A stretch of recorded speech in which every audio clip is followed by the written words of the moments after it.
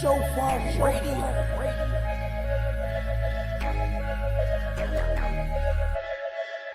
You are now tuned in to the hottest radio station. SHOFAR Radio, SHOFAR Radio, hottest radio station. YAHAWAH'S SHOFAR Radio.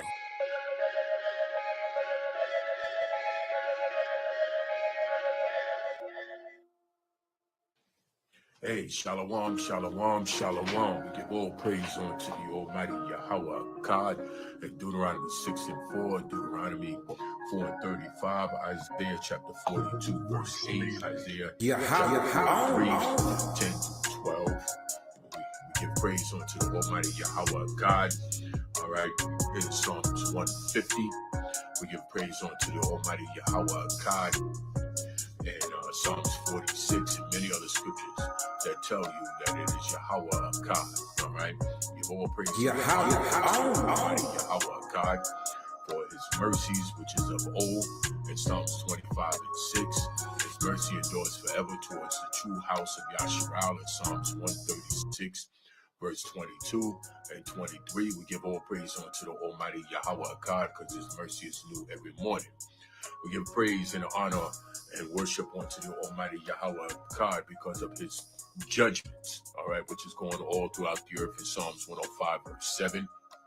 We give praise and honor unto the Almighty Yahawah God because His judgments, all right, are right and true and righteous altogether in Psalms 19 and 9. We give praise unto the Almighty Yahawah God because He will not pervert judgment in Job 34, verse 12.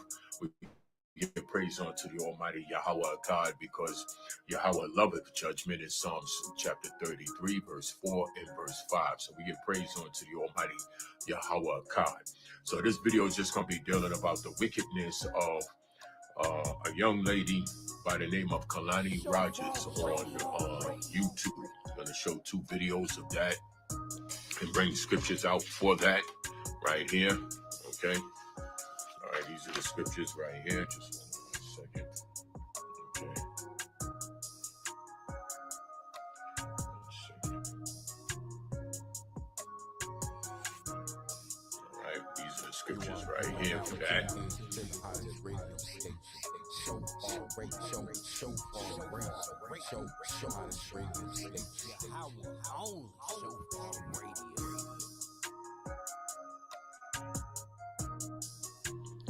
That right there.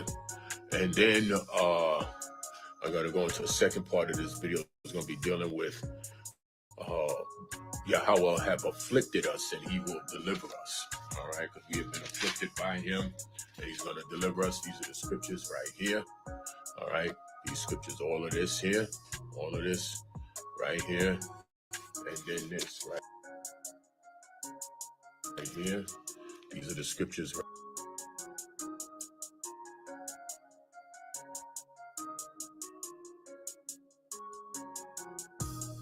right here. Okay, these scriptures right here. All right. Okay, that's what this video is going to be about. All right, and as I always say before I start any of these videos, that this is not a Black Identity Extremist Facebook page. This is not a Black Nationalist Facebook page. This is not a Black Militia Facebook page. This Facebook page does not endorse, nor encourage, or entice, or teach anyone to grab weapons to go out there to fight against any type of law enforcement.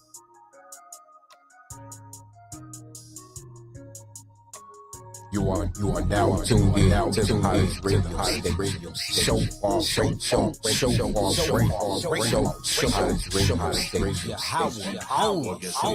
Radio.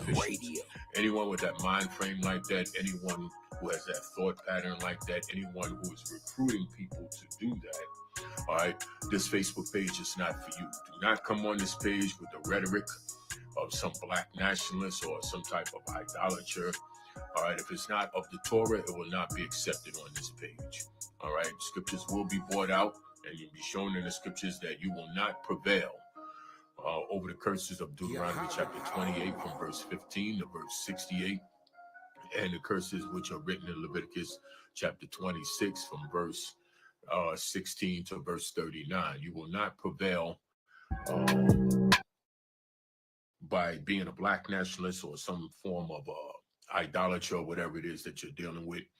If it's outside the Torah, it is not going to prevail. All right.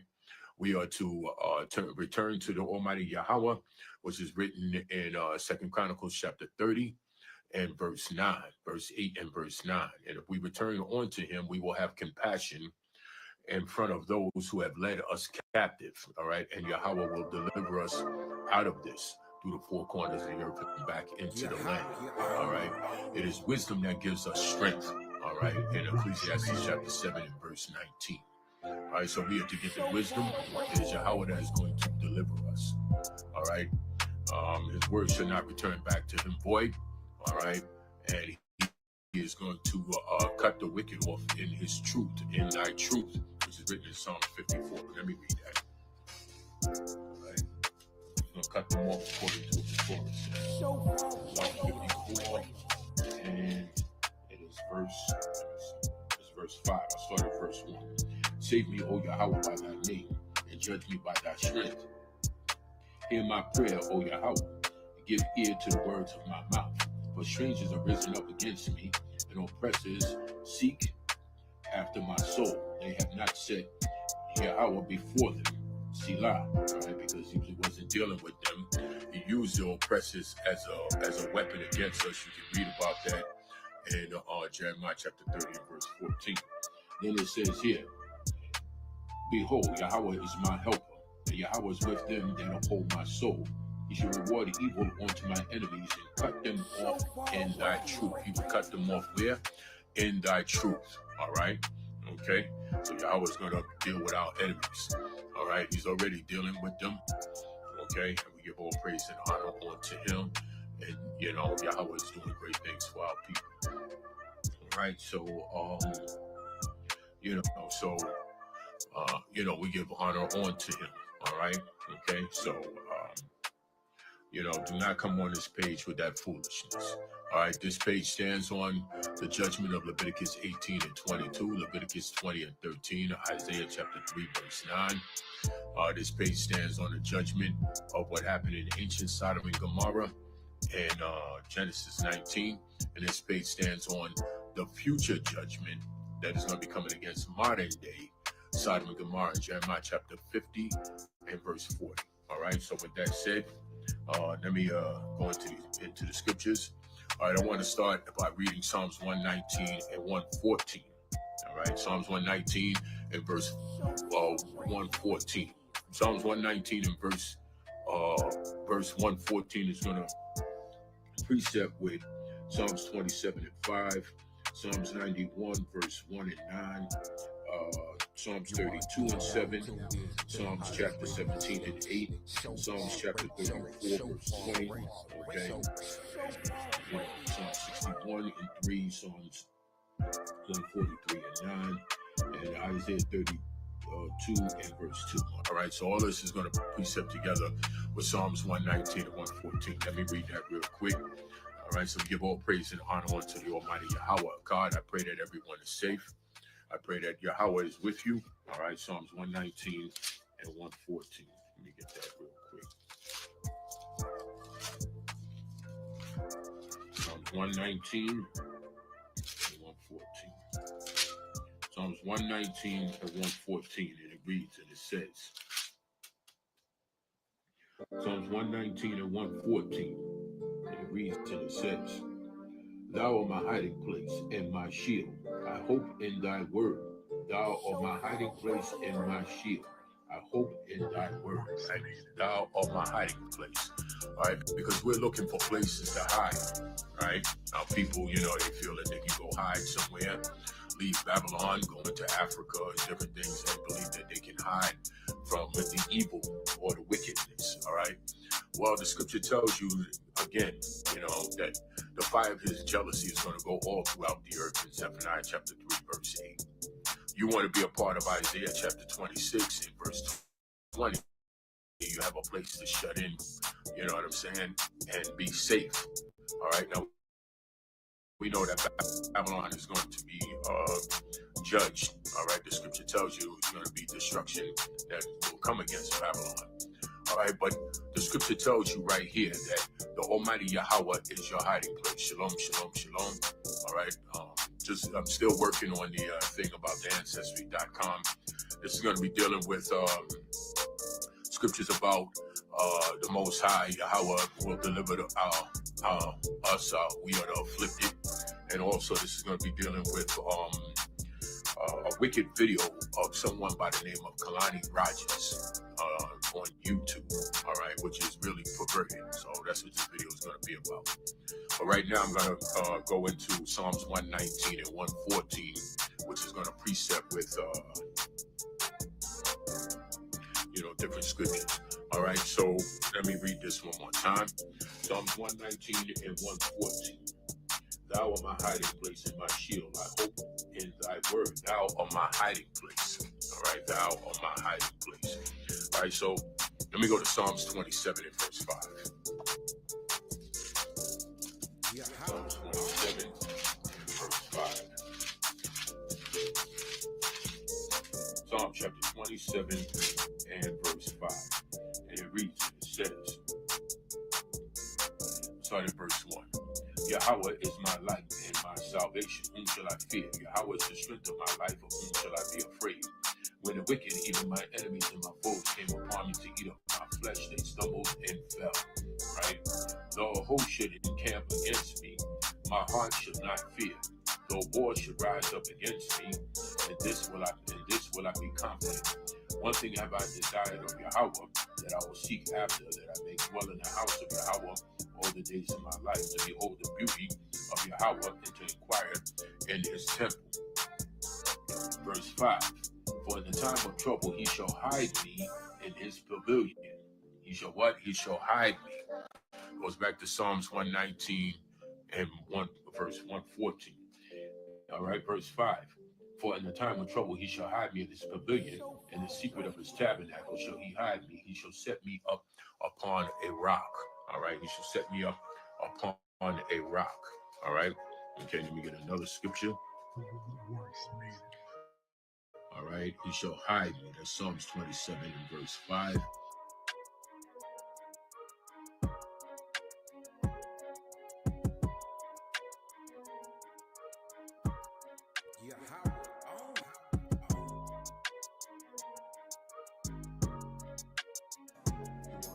Now tuned in to the hottest radio station. You are now All right. Psalms 32 and 7. Psalms 32 and verse 7. Psalms 32 and verse 7. We'll start at verse 1. Blessed is he whose transgression is forgiven, whose sin is covered. Blessed is the man unto whom Yahweh imputeth not iniquity, and in whose spirit, when I kept silent, my bones waxed old. And was heavy upon me. My moisture is turned into the drought of summer. Selah. I acknowledge my sin unto thee, and my iniquity have I not hid. I said, I will confess my transgressions unto Yahweh, and thou forgives the iniquity of my sin. Selah. For this shall everyone that is godly pray unto thee in a time when thou may be unto him. Thou art my hiding place. Again, Psalms 119, 114. Thou art my hiding place. Thou shalt preserve me from trouble. Thou shalt compass me about with songs of deliverance. Okay? All right, so that's Psalms 27 and 5, Psalms chapter 32 and 7. Let me go to Psalm 17 and 8. Okay, Psalm 17 and verse 8. All right, and it reads and it says, all right, okay, this is going to go to Psalms 91 and 1. All right, so it says, let me start at verse 1. Hear the right, O Yahweh, attend unto my cry, give ear unto my prayer that goeth not out of vain lips. Let my sentence come forth from thy presence. Let thy eyes behold the things that are equal. Thou hast proven my heart. Thou hast visited me in the night. Thou hast tried me, and thou shalt find nothing. I am purposed that my mouth shall not transgress. Concerning the works of men, by the word of thy lips. I have kept me from the paths of the destroyer. Verse 5, hold up my goings in thy paths, that my footsteps slip not. I called upon thee, for thou wilt hear me, O Yahweh. Incline thy ear unto me, and hear my speech. Show thy marvelous loving kindness, O thou that saves by thy right hand. Okay, that loving kindness can also be found in Jeremiah chapter 31 and verse 3. Okay, show thy marvelous loving kindness, O thou that saves by thy right hand, them which put their trust in thee, from those that rise up against them. Keep me as the apple of thy eye, hide me under the shadow of thy wings. That's Psalm 17 and 8, right? Hide me under the shadow of thy wings, all right? All right, hide me under the shadow of thy wings. That goes back to Psalms 91 and 1. All right, Psalms 91 and verse 1, all right?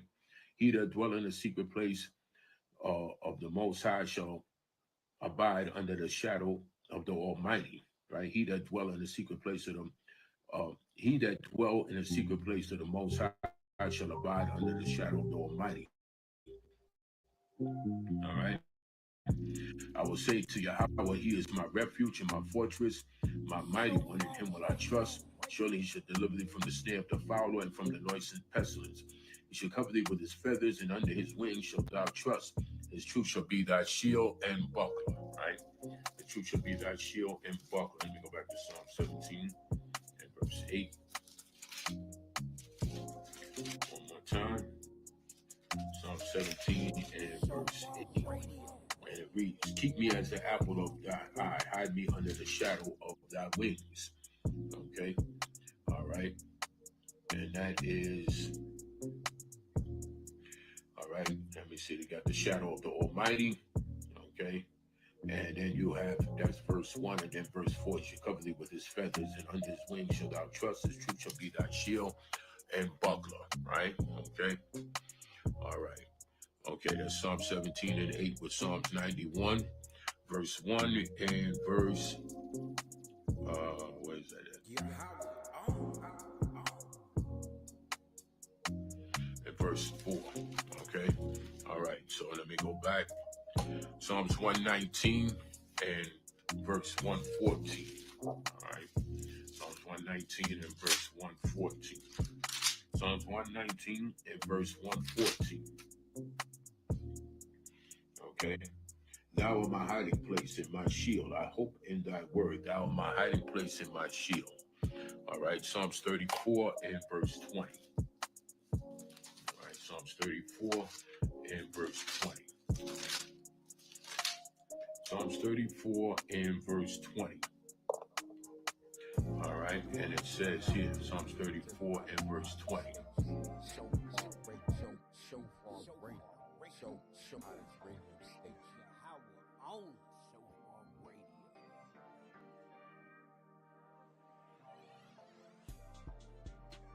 He keepeth all his bones, not one of them is broken. Okay. All right. Okay. He keepeth your bones, meaning he's hiding you from destruction. All right. Not one of your bones are broken. All right. Psalms 34 and verse 20. Let me go to Psalm 64 and verse 2. This all goes back to Psalms 119 and 114. Psalm 64 and verse 2. Hear my voice, O Yahweh, in my prayer. Preserve my life from fear of the enemy. Hide me. Psalms 119 and 114. Hide me from the secret counsel of the wicked. Okay? From the insurrection of the workers of iniquity. Psalm 64 verse 2. All right, let me go here to Psalms 140, no, Psalm 61 and 3. Psalm 61 and 3. Psalm 61 and 3. Sorry, verse 1. Hear my cry, O Yahweh, attend unto my prayer. From the end of the earth will I cry unto thee. When my heart is overwhelmed, lead me to the rock that is higher than I. For thou hast made a shelter for me, and a strong tower from the enemy. And a strong tower from the enemy, right? Okay? And a strong tower from the enemy. In Proverbs chapter 18 and verse 10. Going back to Psalm 61 and 3. Proverbs 18 and verse 10. Proverbs 18 and verse 10. 18 and 10. And it reads, and it says, the name of Yahweh is a strong tower. The righteous runneth into it and is safe. Right? Runneth into it and is safe. All right. All right. Verse 3 of Psalm 61, for thou hast been a shelter for me and a strong tower from the enemy. All right, which goes back to Proverbs 18 and 10, which goes back to Psalms 119, 114, right? Okay, so that's Psalm 61 and verse 3. All right, so let me go to Psalms 143 and verse 9. Psalms 143 and verse 9. Psalms 143 and verse 9. Deliver me, O Yahweh, from my enemies. Let me start at verse 1. Hear my prayer, O Yahweh. Give ear to my supplications. In thy faithfulness, answer me, and in thy righteousness. Enter not into judgment with thy servant, for in thy sight shall no man living be justified. For the enemy hath persecuted my soul. He hath smitten my life down to the ground. He has made me to dwell in darkness as those that have been long dead. Therefore is my spirit overwhelmed within me. My heart within me is desolate. I remember the days of old. I meditate on all thy works. I muse on the work of thy hands. I stretch forth my hands unto thee. My soul thirsteth after thee as a thirsty land. Selah. Hear me speedily, O Yahweh. My spirit faileth. Hide not thy face from me, lest I be like unto them that go down into the pit. Cause me to hear thy loving kindness in the morning, for in thee do I trust. Cause me to know the way wherein I have walked, for I lift up my soul unto thee. Deliver me, O Yahweh, from my enemies. I flee unto thee to hide me, right? Flee unto thee to hide me, all right? So, again, Psalms 119 and 104. I read this again. Through thy precepts I get understanding. Therefore I hate every false way. So when you go here to Psalms 119 and 114, thou art my hiding place and my shield. I hope in thy word. Okay, so that goes back to the precepts for that is Psalms 27 and 5, Psalms 91, verse 9, and verse 1 and verse 9, meaning refuge. Psalms chapter 32 and 7. All right, Psalms chapter 17 and 8, which goes with Psalms 91 and 4. Psalms 31 and 20. I got to read that because I read Psalms 34 and 20. So Psalms 31 and 20, I got to read that, which is going to go along with Psalms 119 and 114. All right. Okay. Okay. Because he is our hiding place. All right. Because we can go and run somewhere and try to hide. Right. But if we're not right with him, we don't have anywhere to hide. So I was just bringing this out before I start the lesson, that he is our hiding place. Okay. And that is through the scriptures, through the Torah. All right. And then when that time comes, you know, when the things are happening, he will have a place for us to shut in Isaiah 26 and 20. Let me read that. Okay. The hiding place is through the Torah. Many people are trying to run and go different places, but they're not right with the Most High Yahweh. 26 and 20. And it reads and it says, come, my people, enter into thy chambers and shut thy doors about me. Hide thyself, as it were. Hide thyself, right there. Hide thyself. Again, Psalms 119 and 114. Hide thyself, right here. It says, hide thyself, right, as it were, for a little moment, until the indignation be what? Till the indignation be overpassed. Until the indignation be overpassed. All right, that indignation is his indignation, is fierce anger, and Zephaniah 3 and 8. All right, so let me go back. Okay. All right, because I read Psalms 34 and 20. It was Psalms 31 and 20.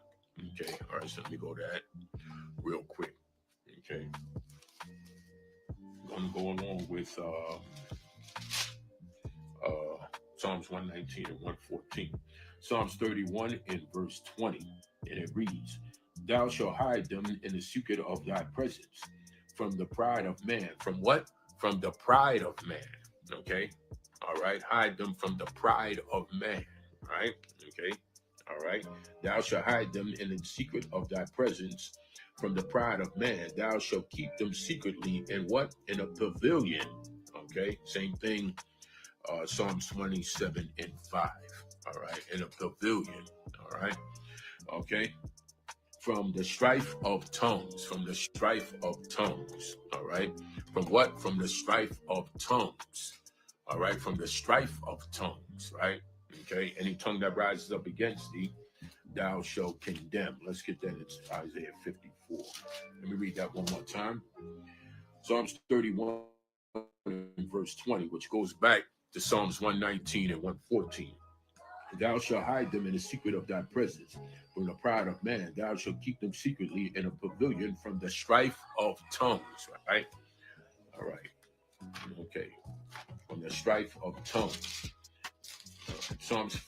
Isaiah 54 and verse 17. No weapon that is formed against thee shall prosper, and every tongue that shall rise up against thee, the strife of tongues.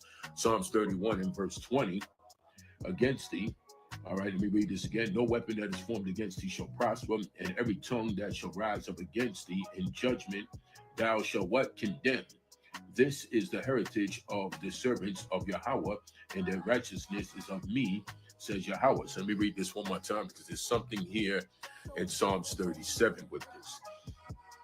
No weapon that is formed against thee shall prosper, and every tongue that shall rise up against thee in judgment thou shalt condemn.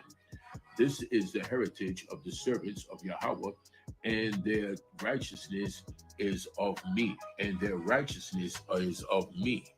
And their righteousness, it should be our righteousness if we do these commandments, right? So he said, and their righteousness is of me, okay? All right, so the law is of him, okay? All right, because it's our righteousness, Deuteronomy 6 and 25, that we do these commandments. So let me go back to this again. No weapon that is formed against thee shall prosper. Every tongue that shall rise up against thee in judgment thou shalt condemn. This is the heritage of the servants of Yahweh, right? And their righteousness is of me, Deuteronomy 6 and 25, right? Okay, all right. Our righteousness and their righteousness is of me, right? Okay, so when it says here, no weapon that is formed against thee shall prosper, and every tongue that shall rise against thee in judgment thou shalt condemn. Rise against thee in judgment thou shalt condemn, right? Okay. Psalms 37, we're going to get that about condemn.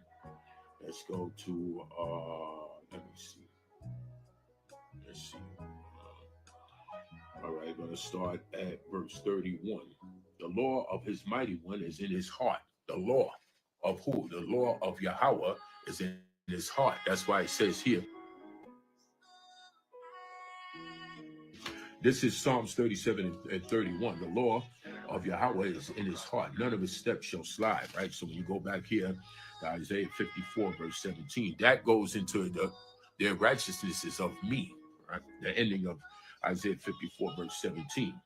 No weapon that is formed against thee shall prosper, and every tongue that shall rise against thee in judgment thou shalt condemn. This is the heritage of the servants of Yahweh, and their righteousness is of me, says Yahweh, right? So when you go back here, it tells you here in Psalms 37 and 31. You are now tuned in to the hottest radio station, SHOFAR Radio. SHOFAR Radio. And is in his heart. All right, let me start at verse 29. The righteous shall inherit the land and dwell therein. The mouth of the righteous speaketh wisdom, right? And his tongue talk of what? Judgment, all right? Talk of what? Judgment, okay? Any tongue that rises up against us in judgment, Yahweh shall condemn it, right? But it says here that the mouth of the righteous speaketh wisdom, and his tongue talk of that, the judgment of Yahweh. Psalms 105, verse 7. Psalms 19 and 9. Job 34 and 12. Psalms 33, verse 4 and 5. So it says here, the law of his mighty one is in his heart. None of his steps shall slide. The law of his mighty one is in his heart. So it says here, right here at the ending of Isaiah 54, no weapon that is formed against thee shall prosper, and every tongue that shall rise against thee in judgment thou shalt condemn. This is the heritage of the servants of Yahweh, and their righteousness is of me. And their righteousness is of me. Psalms 37 and verse 31. The law of Yahweh is in his heart. None of his steps shall slide. The wicked watch the righteous and seek to slay him. Yahweh will not leave him in his hand, nor condemn him when he is judged. See that? Nor condemn him when he is judged. So let me get this again. Isaiah 54, verse 17. No weapon that is formed against thee shall prosper, and every tongue that shall rise up against thee in judgment thou shalt condemn. Okay, thou shalt condemn that tongue that tries to rise up against thee in judgment. This is the heritage of the servants of Yahweh, and their righteousness is of me, says Yahweh. All right, so let me go back. Okay, so that goes back. Oh, wait a minute. Let me read that one more time. Psalms 37. All right, Psalms 37.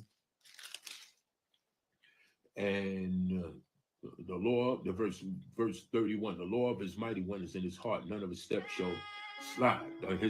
Their righteousness is of me.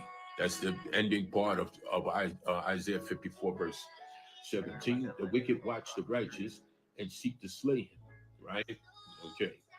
Yahweh will not leave him in his hand, nor condemn him when he is judged.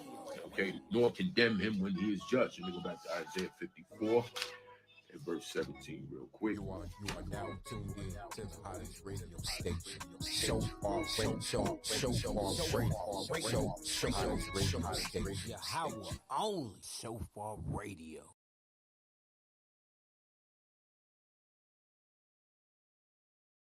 Against thee shall prosper. Every tongue that shall rise against thee in judgment, thou shalt condemn. So he shall condemn that tongue that is spoken of judgment against us here in Isaiah 54, verse 17. So when they try to judge us or condemn us, we will not be left in their hands. In Psalms 37 and verse 33. Okay. All right. So Psalms 37 and verse 33, right? Okay. So it says here, no weapon that is formed against thee shall prosper, and every tongue that shall rise against thee in judgment thou shalt condemn. This is the heritage of the servants of Yahweh, and their righteousness is of me. So that righteousness, their righteousness of me is that Psalms 37 and 31, okay? And every tongue that shall rise up against thee in judgment thou shalt condemn. That's Psalms 37 and 33. He will not let them condemn us, okay? But he will condemn that tongue that is brought in judgment against us, all right? Okay, which the exact opposite is Psalms 37 and verse 33. They're not going to be able to condemn us, all right? So we go to Isaiah 32 and 2.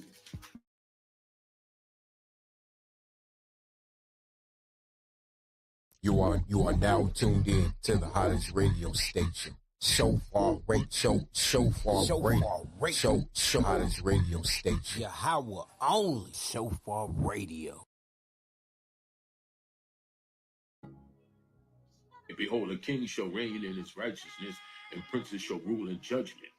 And a man shall be as a hiding place from the wind, and a covert from the tempest, as rivers of water in a dry place, and as the shadow of a great rock in a weary land. Okay, and a man shall be as in a hiding place from the wind. Okay, as what? As a hiding place. Psalms 119, 114. Okay. All right. So I just wanted to bring that out. Now let me go to okay, that'll do that with that. Okay, so let me go into this. All right.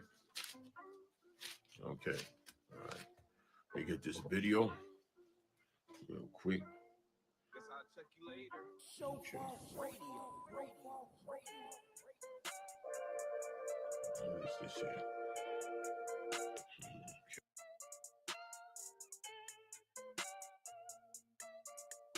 Okay, hold on. All right, let's see what this is here.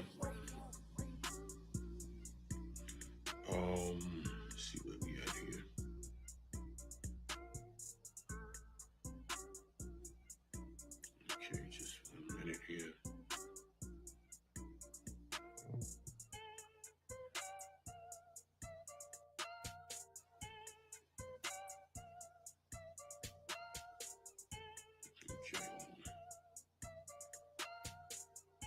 are now tuned in to the hottest radio station. SHOFAR radio,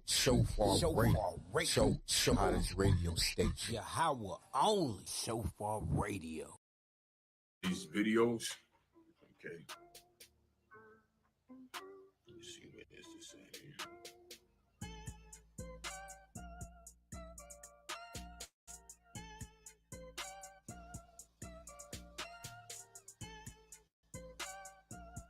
Okay, it's two of these videos.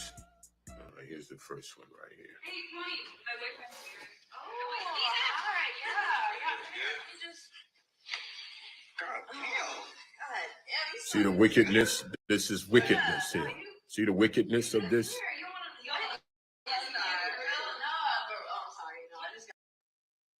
This is wicked.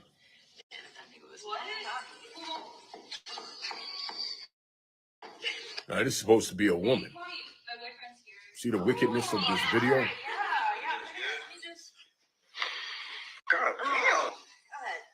This is wicked. See the wickedness of this video? Wicked.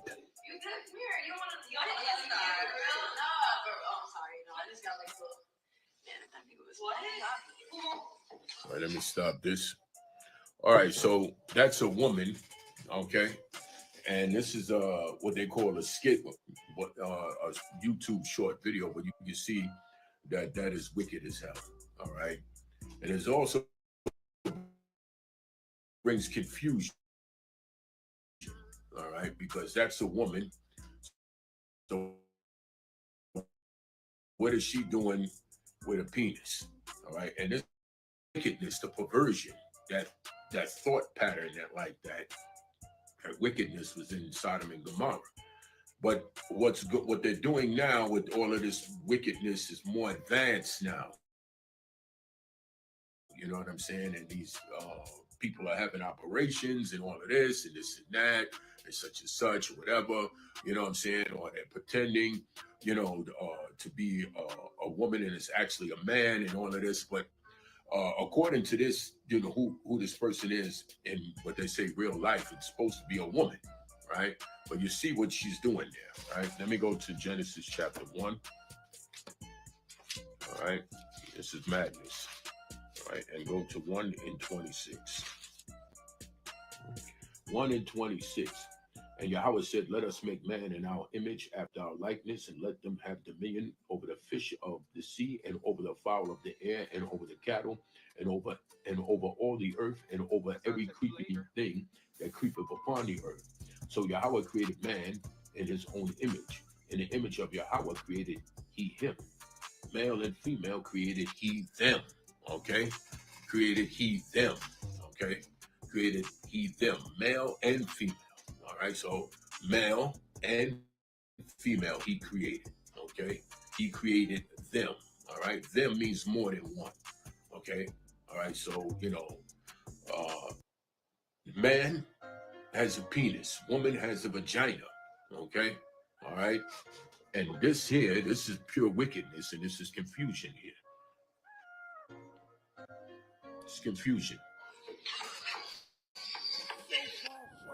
Hey, Mike, my boyfriend's here. Oh,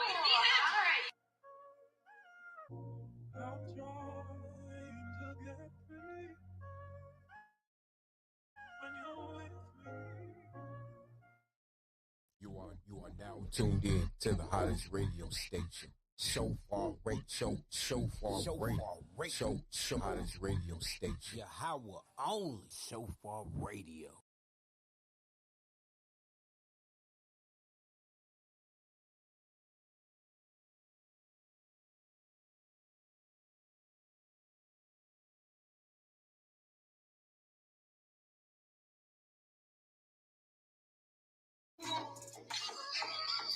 So the thought pattern that wickedness was in Sodom and Gomorrah. But what's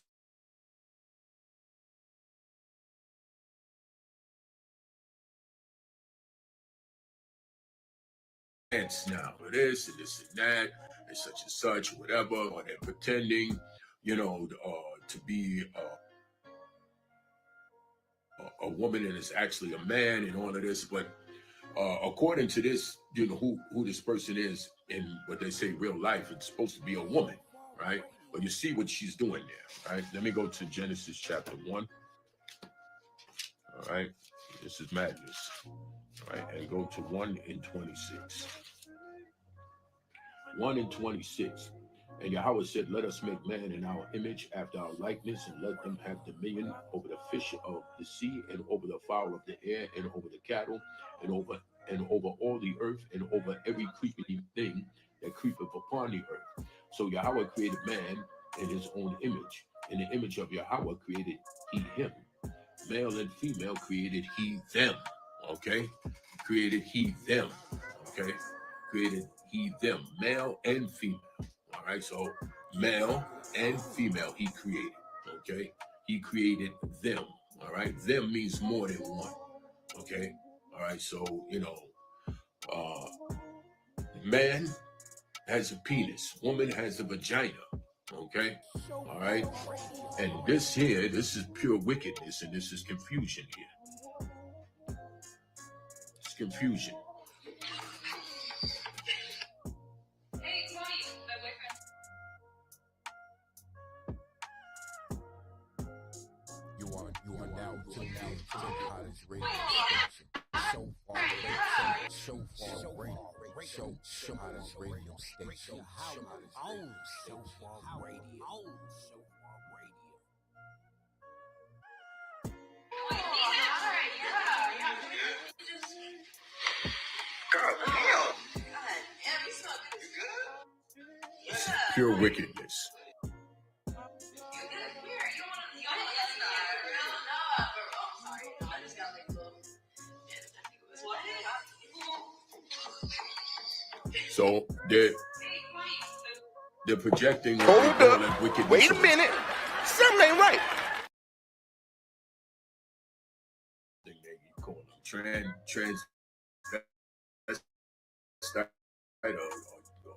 tranny or whatever.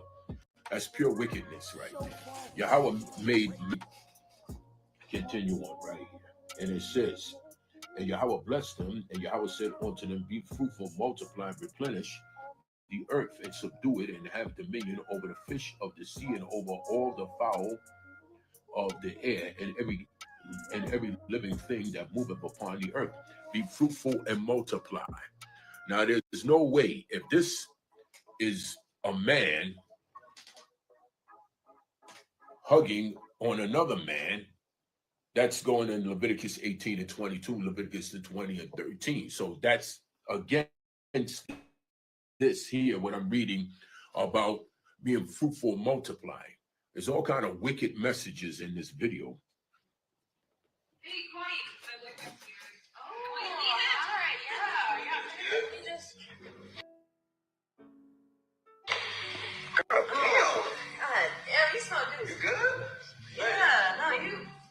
Come here. You don't want to. No, I'm sorry. No, I just got like a little.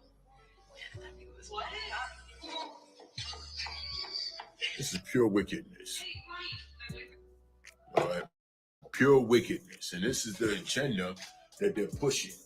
All right. But it's nothing but confusion. But I'm going to go to Isaiah 24 real quick, because the city or the place of confusion is broken down. This place, Yahweh's judgment is upon this place.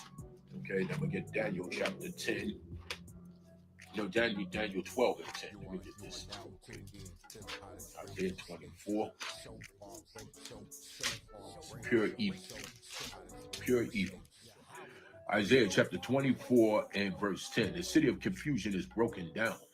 Every house is shut up that no man may come in. Okay, may come in, right? The city of confusion is broken down. All right. The place of confusion is broken down. Babylon. Okay, this place is broken down. Clearly, you can see that Babylon, this place is in decline. Clearly, you can see the judgment upon this place. You see the confusion and different things, and the wickedness is going on, and the despair, and all type of madness. Okay, so let me get this one more time. Isaiah 24 and 10. The city of confusion is broken down. Every house is shut up that no man may come in. All right, the city of confusion is broken down. Let me see something for a second. All right, let me see something. Let me see. Hold on 1 second. Let me go to Proverbs 17 and 20 real quick. Proverbs chapter 17 and verse 20. 17 and 20 real quick. 17 and verse 20. And it reads, he that have a froward heart findeth no good, and he that have a perverse tongue falleth into mischief. Okay? He that have a froward heart findeth no good, and he that have a perverse tongue falleth into mischief. So people like this, is always something happening to them. All right, there's some type of judgment, there's some type of mischief, there's something always going on with this wickedness that these people are doing. And then you come to find out that Yahweh brings judgment. All right. Okay. Proverbs 17 and 20. Okay. All right. So let me go back. Let me go to Genesis again. Okay. All type of madness. All right. Genesis chapter 1. And so Genesis chapter 2 and verse 18. Genesis 2 and 18. Yes, let me go to Genesis 2 and 18. All right. Okay. And it says here, and Yahweh, let me start at verse 15. And Yahweh took the man and put him in the garden of Eden to dress it and to keep it. And Yahweh commanded the man, saying, of every tree of the garden thou mayest eat freely, but of the tree of the knowledge of good and evil thou shalt not eat of it, for in the day that thou eatest thereof thou shalt surely die. And Yahweh said, it is not good that the man should be alone.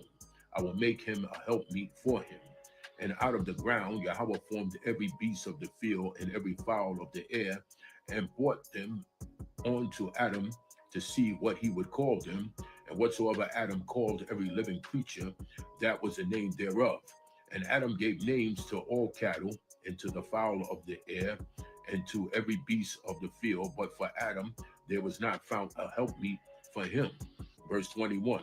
And Yahweh caused a deep sleep to fall upon Adam, and he slept, and he took one of his ribs and closed up the flesh instead thereof. And the rib which Yahweh had taken from man made he a woman, and brought her unto the man. Right? And Adam said, this is now bone of my bone and flesh of my flesh. She shall be called woman, because she was taken out of man. Okay, she was what? Taken out of man. So what is this? Woman taken out of man. Okay, this is pure wickedness here.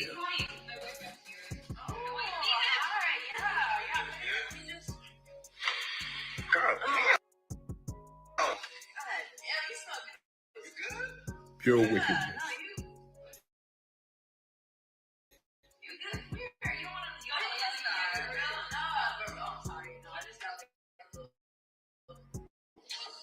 And they're promoting this agenda. Okay, there's a lot of young people that look up to this this woman here. All right, so let me continue. All right. Therefore shall a man leave his father and his mother, and shall cleave unto his wife, and they shall be what? One flesh. All right. So a woman was taken out of man. All right. Okay. All right. That was Eve right there. Okay. Taken out of man. All right. Clearly you see that there in that video, there's a man goes to hug her. All right. That's really a woman. It's supposed to be a woman in real life, but in that skit right there, it's some type of transsexual, whatever. And you see the wickedness there. He goes to hug in the video there, whatever that's supposed to be, a transsexual, tranny, or whatever they call that, is wickedness. And you see that that person got an erection. Wicked. Because that's supposed to be a woman. So that brings confusion. All right. And this is Babylon. The city is being being broken down by the Almighty Yahweh. All right. Okay, so let me continue on. Okay. All right. Now, let me go. I'm just going to read this. Genesis chapter 4 and verse 1. And Adam knew Eve, his wife, and she conceived and bare Cain, and said, I have gotten a man from Yahweh. So what does it mean that he knew his wife? He entered into her, they had sex, and then Cain was born. Even though Cain was wicked, but just talking about Adam knew Eve, his wife, right there, and she conceived. Well, there can't be any this person in this video here. How can this person conceive? This is wicked.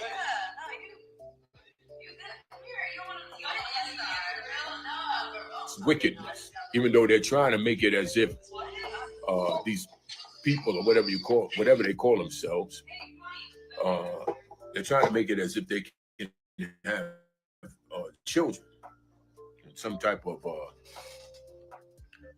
surgery or something or whatever. Let me get that in Ecclesiastes 7:29.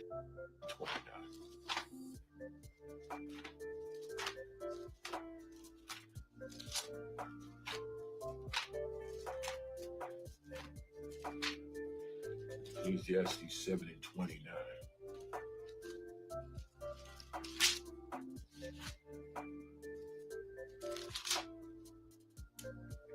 For lo, this only have I found, that Yahweh have made man upright, but they have sought out many inventions. They have sought out what?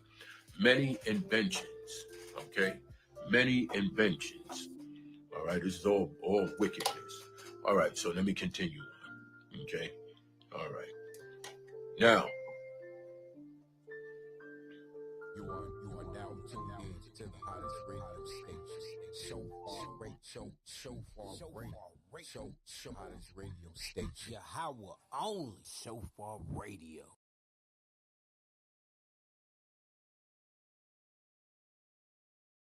of this, if they would commit abomination,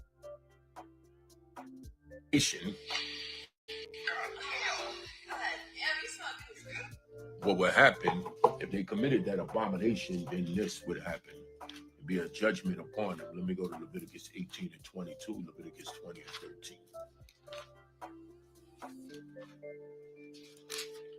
Leviticus chapter 18 and verse 22. And it reads and it says, thou shalt not lie with mankind as with womankind. It is an abomination. So in that video, that would be an abomination. So that person in that video supposedly looks like a woman. But obviously in the video, the person got an erection. So that's not a woman in the video. Okay? It's actually a man or whatever the tranny or whatever they call it. A man, woman thing or whatever it is. Okay? But Yahweh made man upright, but they sought out many evil inventions where they're trying to have these people have children and all this type of stuff. There's all type of madness and wickedness going on with this. All kind of wickedness. All right, so let me continue on. So that's Leviticus 18 and 22, Leviticus 20 and 13. Let me get the next scripture, because judgment will come upon them for that wickedness. Leviticus chapter 20 and verse 13. If a man also lie with mankind as he lied with a woman, both of them have committed an abomination. They shall surely be put to death. Their blood shall be upon them. So this would be a judgment on them for this wickedness. You can see right there. Now that's supposed to be a woman. Right? Okay.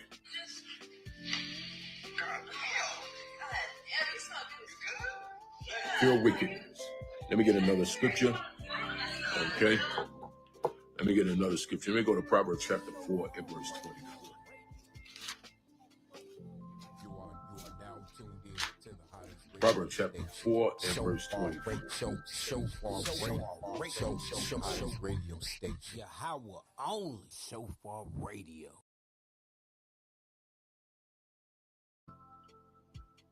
Put away from thee a froward mouth and perverse lips, put far from thee. All right, because these people speak wickedness also. It's in their mind to do wickedness, Proverbs 23 and 7, and they speak wickedness also. All right, this is all wicked. Okay, let me go back to the video.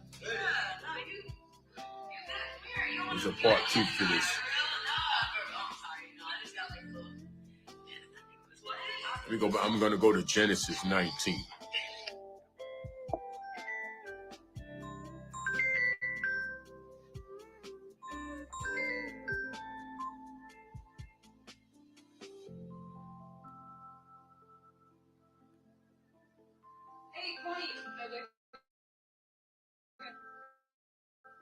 Wait, let me take this.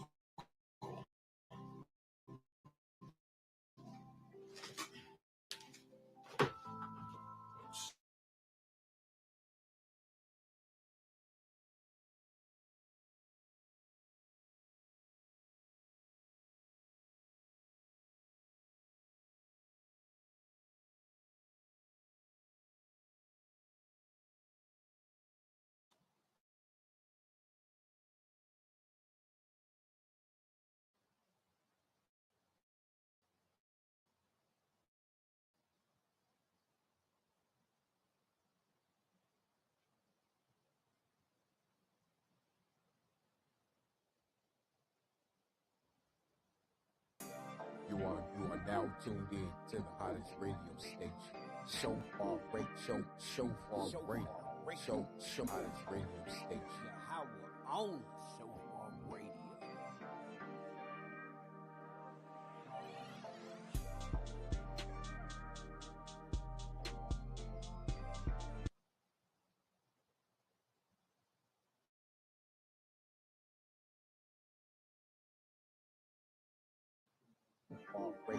SHOFAR radio, hottest radio station. Yahawah only.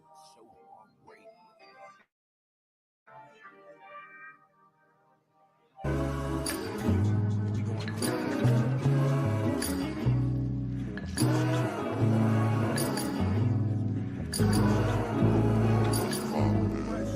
If you ain't trying to get to this store, get out my presence. Stay on my line with all this, get out my presence.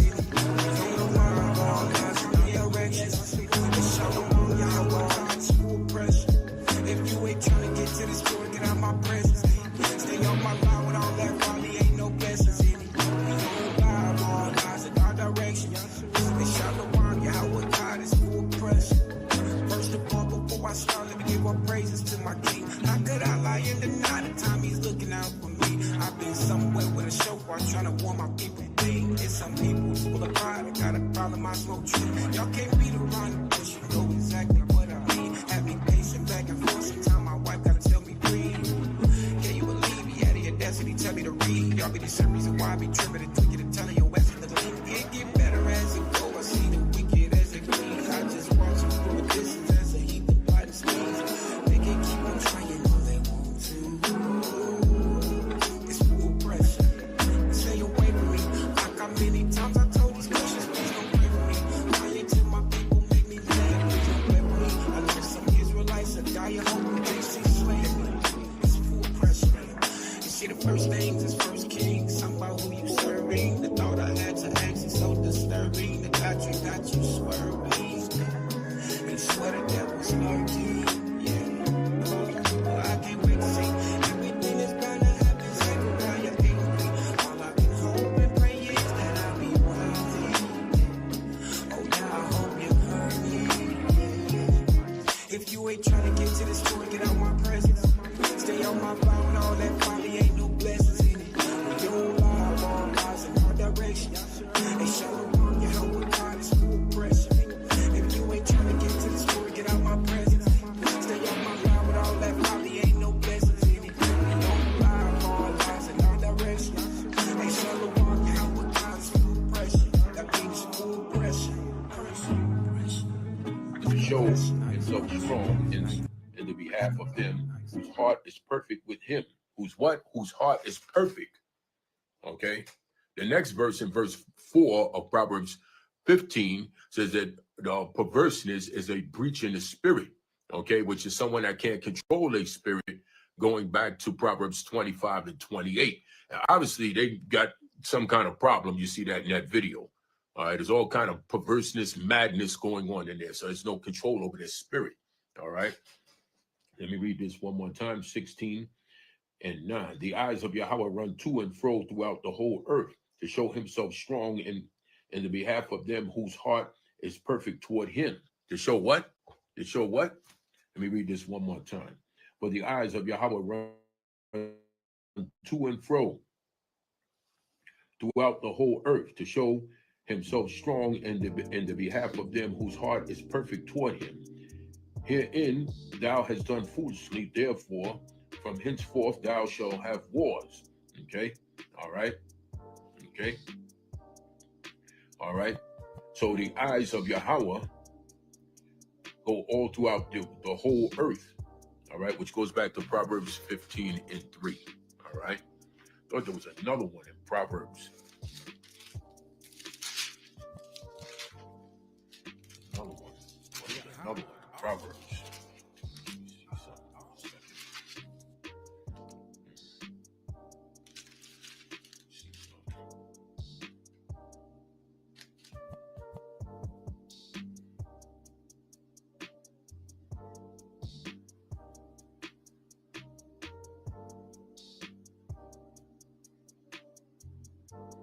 Is here a man flattered his neighbor, spreading a net for his feet. That goes back to that Jeremiah, when they say peace, but yet he lie in wait in his mind to set a trap.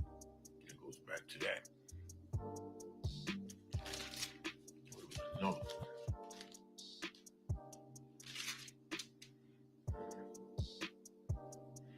All right.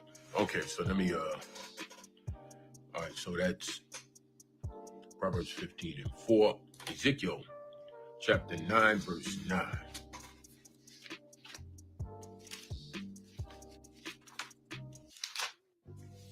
9 and 9. Ezekiel chapter 9 and verse 9. Then said he unto me, the iniquity of the house of Israel and Judah is exceedingly great, and the land is full of blood, and the city full of what? Perverseness. See that? For they say Yahweh hath forsaken the earth, and Yahweh seeth not. So these people act like Yahweh hath forsaken the earth. Oh, there's no God. He doesn't care. He's not real or whatever. All right. So let me go up. Okay. We start at verse 1.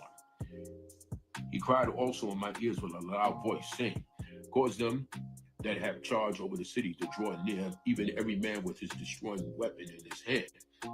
And behold, 6 men came from the way of the higher gate, which lieth toward the north, and every man a slaughter weapon in his hand.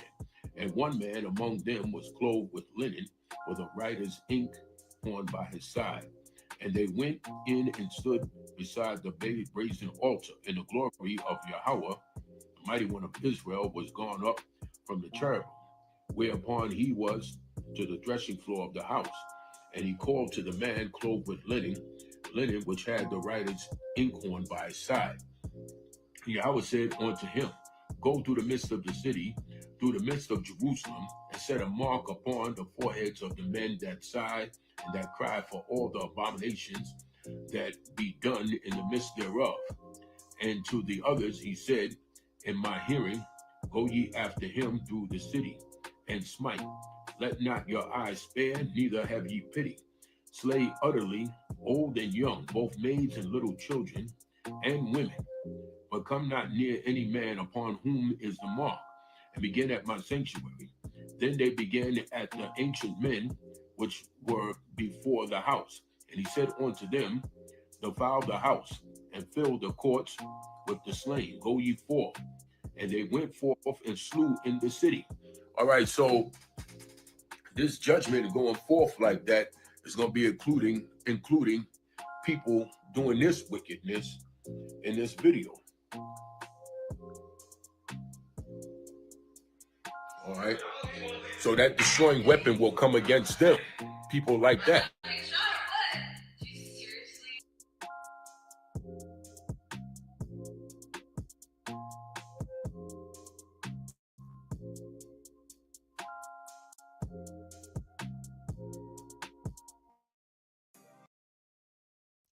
You are now tuned in to the hottest radio station. SHOFAR Radio, SHOFAR Radio, hottest radio station. Yahawah only SHOFAR Radio.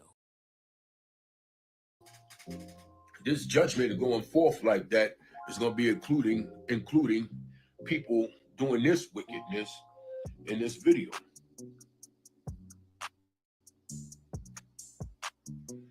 All right.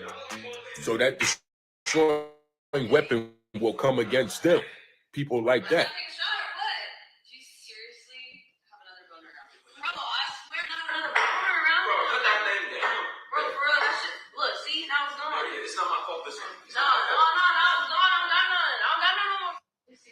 Pure wickedness. All right. Let me continue on. And it came to pass while they were slaying them, and I was left, that I fell upon my face and cried and said, O Yahweh, wilt thou destroy all the residue of Israel in thy pouring out of thy fury upon Jerusalem? Then said he unto me, the iniquity of the house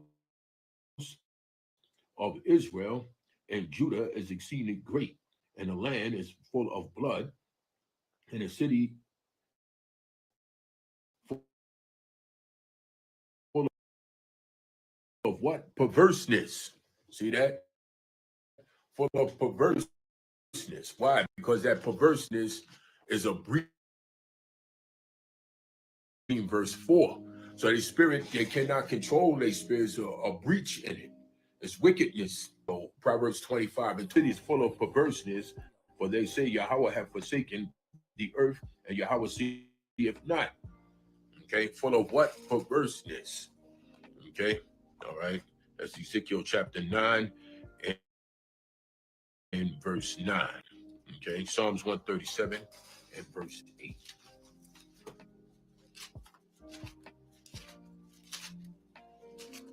Psalms 137 and verse 8.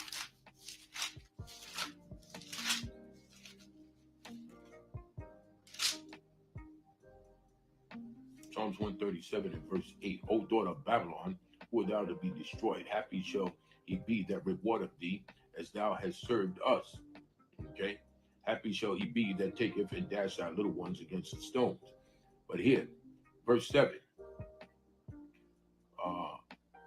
Remember, O Yahweh, the children of Edom in the day of Jerusalem, who said, raise it, even to the foundation thereof. O daughter of Babylon, who are to be destroyed, happy shall he be that rewardeth thee, as thou hast served us. Okay? All right? Judgment coming upon Babylon for the wickedness that was done. All right? Okay? And you see the situation of Ezekiel chapter 9, what happened, it was perverseness all in the house of Israel. All right, so that's just something I just wanted to bring out. Now let me go to the scriptures right here of afflicted. Yahweh will deliver the afflicted. Okay, you will deliver the afflicted. All right, let me go here. Exodus chapter 1 and verse 12.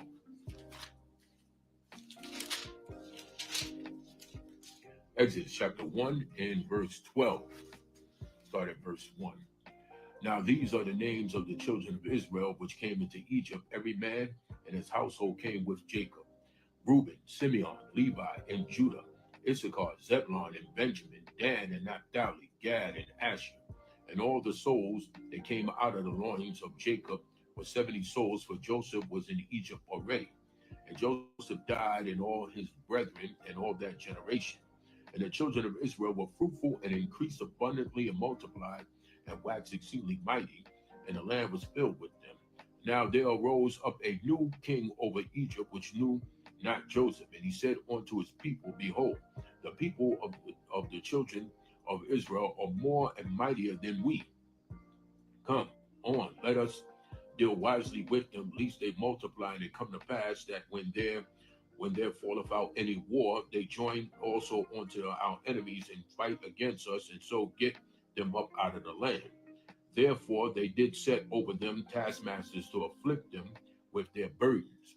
And they built for Pharaoh treasured cities, Pi, Pi, Pithom and Ramses. But the more they afflicted them, the more they multiplied and grew.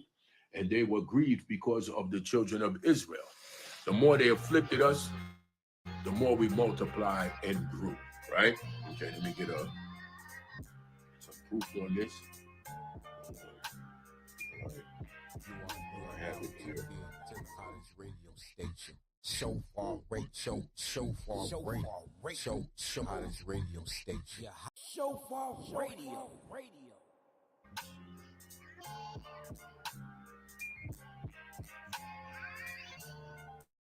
Yahawah only.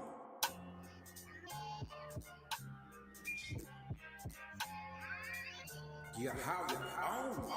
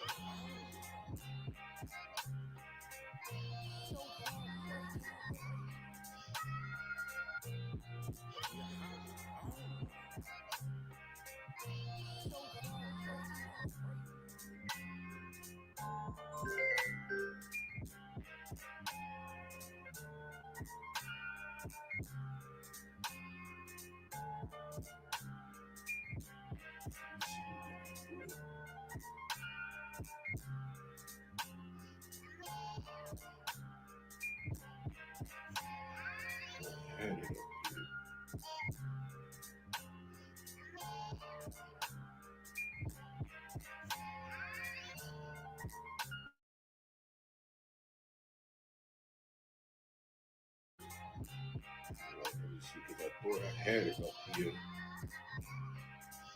Because it goes with Exodus 1 and 12. If not, if I don't have it up here, I'll just bring it up real quick. Exodus 1 and 12. Let me see. I had it up here. If not, I'll just type it in and just show it to prove that it's repeating itself over again. And that we are the people that are afflicted, just as it was in Exodus 1 and 12. All right, so let me just find this. I thought I saved it. If I don't have it, I'll just bring it up and we'll just scroll down a little further. Shalom, shalom, shalom. Let me see. Okay, I'll just bring it up. Okay, I'll just bring it up. Okay. I had it. Let me see. I'll just bring it up. Just 1 second.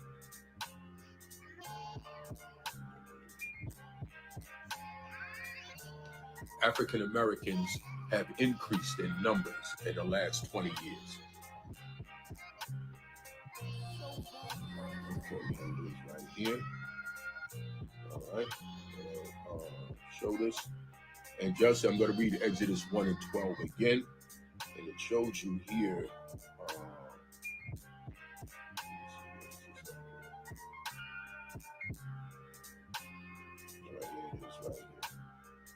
All right. This is all reliable information here. All right. So it's going to prove once again that we are the people of the book. So it says here, facts about the U.S. black population, right? And this is from, March 2nd, 2023, right there. You see that? Okay, I'm going to show this real quick. And it says the black population in the United States is growing. Is what? Is growing. In 2021, there was an estimated 47.2 million people who self-identified as black, making up 14.2% of the country's population. This marks a 30% increase, okay, since 2000. 30% increase since the year 2000, right there. See that? See that?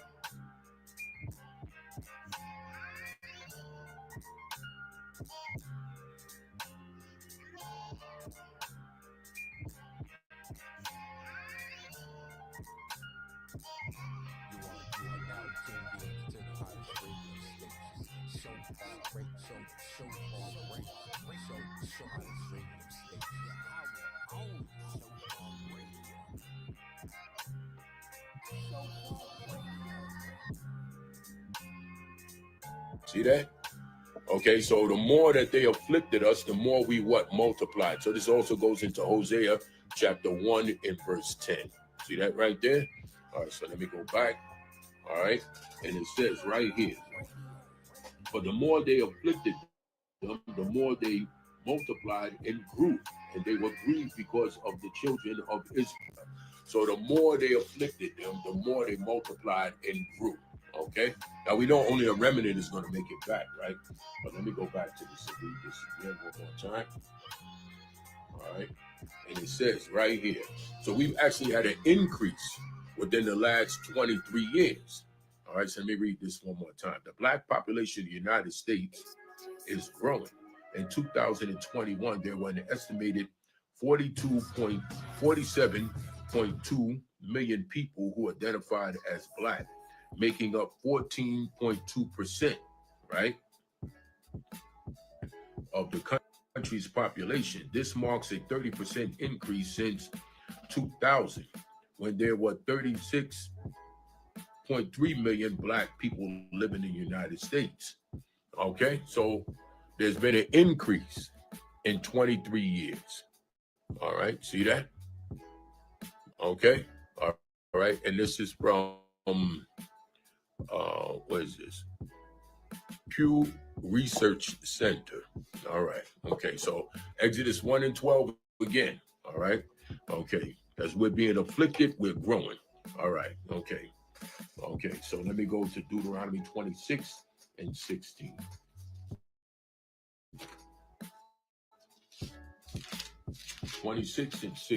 Deuteronomy 26 and 16. All right. This day Yahweh have commanded thee to do these statutes and judgments. Thou shalt therefore keep and do them with all thy heart and with all thy soul. Wait a minute, let me see, what am I doing here? It's verse 6. We saw that verse 1. And it shall be, when thou art come into the land which Yahweh thy mighty one giveth thee for an inheritance, and possesseth it, and dwells therein, that thou shalt take of the first of all the fruit of the earth which thou shalt bring of thy land, that Yahweh the mighty one giveth thee, and shall put it in a basket, and shall go on to the place which Yahweh the mighty one shall choose a place is named there, which is Jerusalem, right? Okay, so we're going to get to verse 6. Okay, so even in Deuteronomy 26, you're supposed to take the first increase in different things and take it to the place where he chooses a place his name at. All right, you can't even do this here in this land. All right, so let me continue on. And thou shalt go on to the priest, which we don't have, right? And it says, that shall be in those days, and say unto him, I profess this day unto Yahweh, that I am come unto the country which Yahweh swore unto our fathers for us to give us, right? And the priest shall take the basket out of thy hand and set it before the altars of Yahweh. Verse 5, and thou shalt speak and say before Yahweh thy mighty one, a Syrian ready to perish was my father. And he went down into Egypt and sojourned there a few, and became there a nation, great and mighty and populous. All right. And the Egyptians evil entreated us and afflicted us and laid upon us hard bondage. Going back to Exodus 1 and 12. Okay, you're talking about Jacob right there. Okay, all right. That's what that's talking about, right? So this is dealing with us being afflicted. back then and being afflicted now. All right, I just showed that. I'm going to show it again one more time. There's no way around this. We are the people of the book. We are the people of the Torah. Okay, here it is again. There's been an increase since the year 2000, right here. Okay, as we've been afflicted. Exodus 1:12, and then it's showing you right here again, Deuteronomy 26:6. This goes back to us, because what was back then, Ecclesiastes 1:9 is now. All right, I'm gonna read this one more time. Okay, they were putting out a lot of propaganda that we were being killed off and all of this and this and that. Our people were being judged, but there was an increase also. Let me read this again. And it says the black population of the United States is growing. In 2021, they were an estimated 47.2 million people who side as black, making up 14.2% of the country's population. That marks a 30% increase since 2000. So it's been a 30% increase. This is Hosea 1:10. This is just us here in America. We're scattered throughout the four corners of the earth. So it's a 30% increase from 2000 to 2023. Here it is right here. All right. They kept this quiet because this goes into Hosea 1:10. All right. Okay. We were increasing all over the world. All right. There's judgment going forth. Of course, we know that. But there's been an increase. All right. Okay. Not everybody's going to make it back. We know it's just going to be a remnant. But this proves right here, as we were being afflicted, Exodus 1:12, Deuteronomy 26:6, that we're being afflicted back then. We multiplied and grew, and they became afraid of us, just as they're afraid of us now. Okay. We're awakening and we're multiplying and growing. Same thing. Ecclesiastes 1:9, prophecy being fulfilled right in front of our faces. That's why we have to pay attention to what the scripture says. All right, let me continue on. Okay, I'm gonna go to 2 Samuel chapter 2. These doctrines, Christianity, whatever. You got the sister that left the truth, and now she's in the African spirituality, saying that the people were being afflicted when Joshua came in there and all that foolishness. It's talking about us. All right, so let me go to 2 Samuel 22 and verse 28. Okay, so all that time, there's been a 30% increase. Anybody wants to know who came up with this? You can research this. This is the organization Pew Research Center. And as you can see, this is from March 2nd, 2023. Just a little over 30 days old. They just came out with that. All right. We are fulfilling prophecy left and right. All right. We're fulfilling prophecy. All right. And this is what this video is about. All right. There's 2 Samuel chapter 22 and verse 28. Let me get that real quick. 22 and 28, I'm going to start at verse 23. For all his judgments were before me. For all of whose judgments? Yahawah, Psalms 105, verse 7. All right, judgments going all throughout the earth. All right, his judgments were righteous and true and altogether. Psalms 19 and 9. Okay, Yahweh will not pervert judgment. Job 34 and 12. Okay, Yahweh loveth judgment in Psalms 33, verse 4 and 5. So let me go back to this. 2 Samuel chapter 22 and verse 23. For all his judgments were before me, and as for his statutes, I did not depart from them. I did not depart from what? The statutes, right? Okay. All right. That's also going, it is good that he have afflicted me, that I will know thy judgments. Let me get that in Psalms 119 and 71. All right. It also is going to go into Psalms 88 and verse 7 also. Let me get this real quick.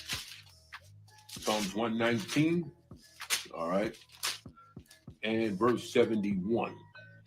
It is good for me that I have been afflicted, that I might learn what? Thy statutes. Let me go back. That I might learn thy statutes. It is good that I have been afflicted, that I might learn thy statutes, right? Okay, so let me go back.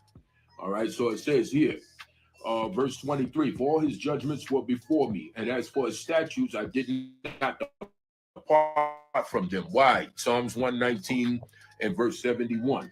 Okay, let me continue on. Then it says here, I was also upright before him and have kept myself from what? My iniquity. How do we do that? Let's go to Isaiah 55 and verse 7. Okay, upright, kept myself from my iniquity. Okay, all right. This also is going into Psalms 51 also. All right, we have to go through the scriptures, bring the scriptures together. They connect together. All right, so let me get this in 55 and 7. So it says right here, 55 in verse 7. Verse 6, seek ye Yahweh, Isaiah 34, verse 16, while he may be found. Call upon him while he is near. That's also in Jeremiah 29, start at verse 11, 12, 13, 14, right in there. All right, then it says right here, let the wicked forsake his way. See that? Let the wicked forsake his way. And the unrighteous man, what? His thoughts. That's how you keep yourself from what? Your iniquity. You forsake what? Your wicked way and your unrighteous thoughts. Let me continue on. And let him return unto who? Yahweh. Let him return unto Yahweh. Now, when it says here, let him return unto Yahweh, and he will have mercy upon him. To our mighty one, he will abundantly pardon. So when it says here, because this is going into 2 Chronicles 30 and 9. So it says, let the wicked forsake his way, and the unrighteous man his thoughts, and let him return unto Yahweh. Right there, let him return unto Yahweh. So when you read 2 Chronicles chapter 30 and verse 9, when it says when that part says let him return unto Yahweh, it's talking about this. Receive mercy, right? And that verse right there, 30 and verse 8. Be ye not stiff-necked as your fathers were, but yield yourselves unto Yahweh, and enter into his sanctuary, right? We know we don't have the sanctuary. He'll be the little sanctuary scattered among us in the book of Ezekiel. Then it says, which he have sanctified forever, and serve Yahweh, your mighty one, that the fierceness of his wrath may turn away from you. Now, if you turn again unto Yahweh, if ye turn again, not turn one time, turn again. That's return right there. Verse 9. But if ye turn again unto Yahweh your brethren, and your children shall find compassion before them that led them captive, so that they shall come again into this land. For Yahweh your mighty one is gracious and merciful, and will not turn away his face from you. If you return, you're right there. If you return unto him, right there. The ending of verse 9. So you have turn again in the beginning, which means return, and at the end you have return unto him. Go back to Isaiah 55 and verse 7. You are now tuned in to the hottest radio station. SHOFAR Radio. So you have to turn. That's how you receive the compassion, okay, in front of those that have led thee captive. And then he's going to lead you into the land. So when you go back here to Isaiah 55 and 7, let the wicked forsake his way and his unrighteous, and the unrighteous man his thoughts, and let him return unto Yahweh. 2 Chronicles 30, starting at verse 8, be ye not stiff-necked. Verse 9 tells you, it connects right here with Isaiah 55 and 7, which is going to go back to 2 Samuel 22 at verse 24. So then it says here, let the wicked forsake his way, and the unrighteous man his thoughts, and let him return unto Yahweh, and he will have mercy upon him. That mercy is that compassion from 2 Chronicles 30 and 9. Compassion, mercy, same thing. Then it says here, to our mighty one, and he will abundantly what? Pardon. He will abundantly pardon. Well, we know how people make a big thing out of these people that's supposed to be president. They're leaving the office, and then they send out pardons and all of this type of stuff. But you want to be pardoned by Yahweh so you don't get dealt with. All right, so let me go back to 2 Samuel chapter 22, which also connects with 2 Chronicles 30 and 9, which connects with Isaiah 55 and 7. So let me go back here. All right, let's go back here. This is all proving that we are the ones that are afflicted. All right, there's no one on the face of the earth that fits these prophecies but us. No one else. No one. Every last single one of them. It pertains to us. Yahweh gives us the understanding to go through the scriptures, to bring it out and show it. Okay, that he's talking about his people and he's talking about no one else. If you don't believe that, read what is it, Deuteronomy 33 and verse 4. He have not taken another nation and shown signs and wonders and delivered them out of any turmoil. That's in the book of Deuteronomy. He has not done that with no one else. No one. You go through all those nations in Genesis chapter 10, he has not dealt with any of them like that. Only Yasharal. So let me go back to this. All right, so 2 Chronicles chapter 22 and verse 24. I was also upright before him and have kept myself from my iniquity. How do you do that? Isaiah 55 verse 7. Then through that, you're going to get through in 2 Chronicles 30 and 9. Then it says here, I want to get to verse 28. Therefore, Yahweh have recompensed me according to my righteousness, according to my cleanness in his eyes. According to what? My righteousness. Deuteronomy 6 and 25. And he says that our righteousness shall be of what? Of him. And the last part of Isaiah 54 and verse 17. So when it says our righteousness, it goes back to him giving the laws to us. Let me get this in Isaiah 54 and verse 17. We want that last part of that, which is going to connect with what I just read. And then it's going to go back to Deuteronomy 6 and 25. It goes into Psalms 19 and 7. All right, so let me get this. And right here, no weapon that is formed against thee shall prosper, and every tongue that shall rise up against thee in judgment thou shalt condemn. Now remember, in Psalms 37 and 33, he said he will not leave you in the hand of those that will condemn thee with their tongue. All right, in Psalms 37 verse 33, right? But he says here, no weapon that is formed against thee shall prosper, and every tongue that shall rise up against thee in judgment, he shall condemn that tongue. He's going to condemn that tongue, which goes with Psalms 37 and verse 33. The scriptures are clear. 37 and 33. Let me go back to this. Yahweh will not leave him in his hand, nor condemn him when he is judged. Who is that? The one that says the law of his mighty one, verse 31, is in his heart. None of his steps shall slide. This also goes to that 2 Samuel, what I was just reading right here. But this is also connected to Isaiah 54, verse 17. So it says, no weapon that is formed against thee shall prosper, and every tongue that shall rise up against thee in judgment, thou shalt condemn. That's Psalms 37 and 33 right there. Then it says here, this is the heritage of the servants of Yahweh. Who is the servants? We know Leviticus 25 and 55, which is the nation of Yasharal, the servants of Yahweh. And their righteousness is of me, right there, that part right there. And their righteousness is of me. So it says right here, when you go back here to 2 Samuel in verse 25, what I was just reading, right here, it tells you, right here, 2 Samuel chapter 22 and verse 25. Therefore, Yahweh have recompensed me according to my righteousness, according to the cleanness in his eyesight. Right? With the merciful, thou wilt show thyself merciful. And with the upright man, thou wilt show thyself upright. So it says here that Yahweh have done what? He says that our righteousness shall be of him. And he says their righteousness is of me. So let me go back to this again and start again at verse 23. For all his judgments were before me. Okay? Psalms 105 verse 7. What is that? Job 34 and 12. And as for his statutes, I did not depart from them. Psalms 119 and 71. I was also upright before him and have kept myself from my iniquity. 2 Chronicles 30 and 9, Isaiah 55 and 7. Therefore, Yahweh have recompensed me according to my righteousness. Right there, verse 25. So our righteousness is of him.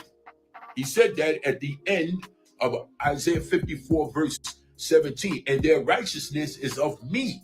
That goes back to this right here, because it says right here, verse 25, and it says, therefore, Yahweh have recompensed me according to what? My righteousness, which is of him. My righteousness, our righteousness, Deuteronomy 6 and 25. So we're going back into that because of what? Psalms 19 and 7. It's clearly telling you that he's leading us back. There's no one that can stop this. No one. So here, he's leading us back. Psalms 19 and verse 7. He's doing it right now. Psalms 19 and verse 7 right here. Let me get that. Psalms 19 and verse 7. The law of Yahweh is perfect, converting the soul. So we're being converted. We're being converted. That's he recompense our righteousness. He's recompensing us according to our righteousness, which is of him. So it's going back here to this. The law of Yahweh is perfect, converting the soul. The testimony of Yahweh is sure, making wise the simple. Making wise the simple. So our people that claim that they're wise are being made simple because they're going against the law. And we're seeing the simple-mindedness of our people as they're falling off and talking all manner of madness and going to different doctrines. But he's bringing us back even right now. He's taking us through this process. He's preparing us because of he's taken us and afflicted us. Okay, that affliction is coming to an end. All right, to consume the filthiness out of us in Ezekiel 22 and verse 15. So let me go back. I didn't get to verse 28 yet of 2 Samuel. Then it says here, verse 26, with the merciful thou wilt show thyself merciful, and with the upright man thou wilt show thyself what? Upright. So with the merciful, he will show himself merciful. With the upright man, he will show thyself upright. The next verse, then it says here, with the pure thou wilt show thyself pure, and with the froward thou wilt show thyself unsavory. All right? Meaning set his face against you. Okay? Then it says here, and the afflicted people thou wilt save, right there. And the afflicted people thou wilt save. Did he not save our people in Egypt? And with the afflicted people thou wilt save. Okay? We are the ones that are afflicted. Okay? In every way, mentally, spiritually, physically, we've been afflicted. Okay? He did that to us. Okay? All right? Let me continue on. And it says right here, and with the afflicted people thou wilt save, but thy eyes are upon what? The haughty, that thou mayst bring them down. So you sisters, I'm going to go to Isaiah 3 right now, because it says haughty there. Haughty. I'm going to bring you down. This is why you see these sisters falling off, because of haughtiness. Let me get this. He said the haughty he will bring down. Let me go to Isaiah chapter 3 and verse 16. That's that word right there. You sisters with this queen of heaven thing and all of that, that's haughtiness, you're going to bring you down, and you see what is going on. All right, so let me get this. Isaiah chapter 3, want to get right to it. All right, Isaiah chapter 3 and verse 16. Moreover, Yahweh saith, because the daughters of Zion are what? Are haughty and walk with stretched forth necks and wanting eyes, walking and menacing as they go and making a twinkling with their feet. Therefore Yahweh will smite with a scab the crown of the head of the daughters of Zion, and Yahweh will discover their secret parts.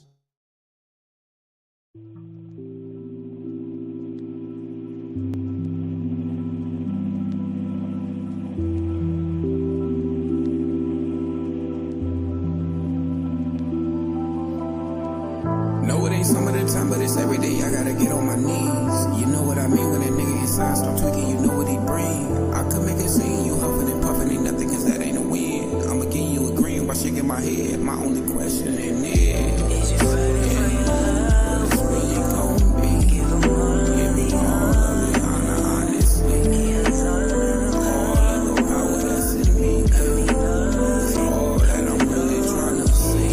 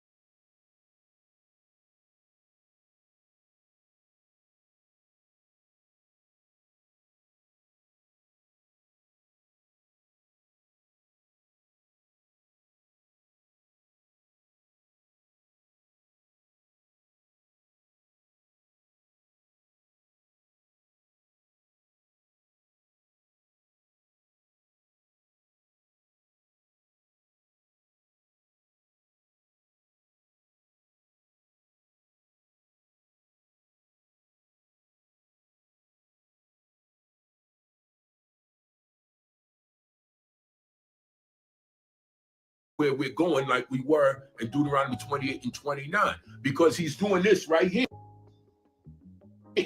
This is the awakening happening. But thou all praise unto the Almighty Yahweh that he has given us understanding to beginning to recognize it, see it, then we have to get on that path and start following it. It comes with the understanding, getting the wisdom. All right, so let me get this. Deuteronomy 28 and 29. 28 and 28 and 29.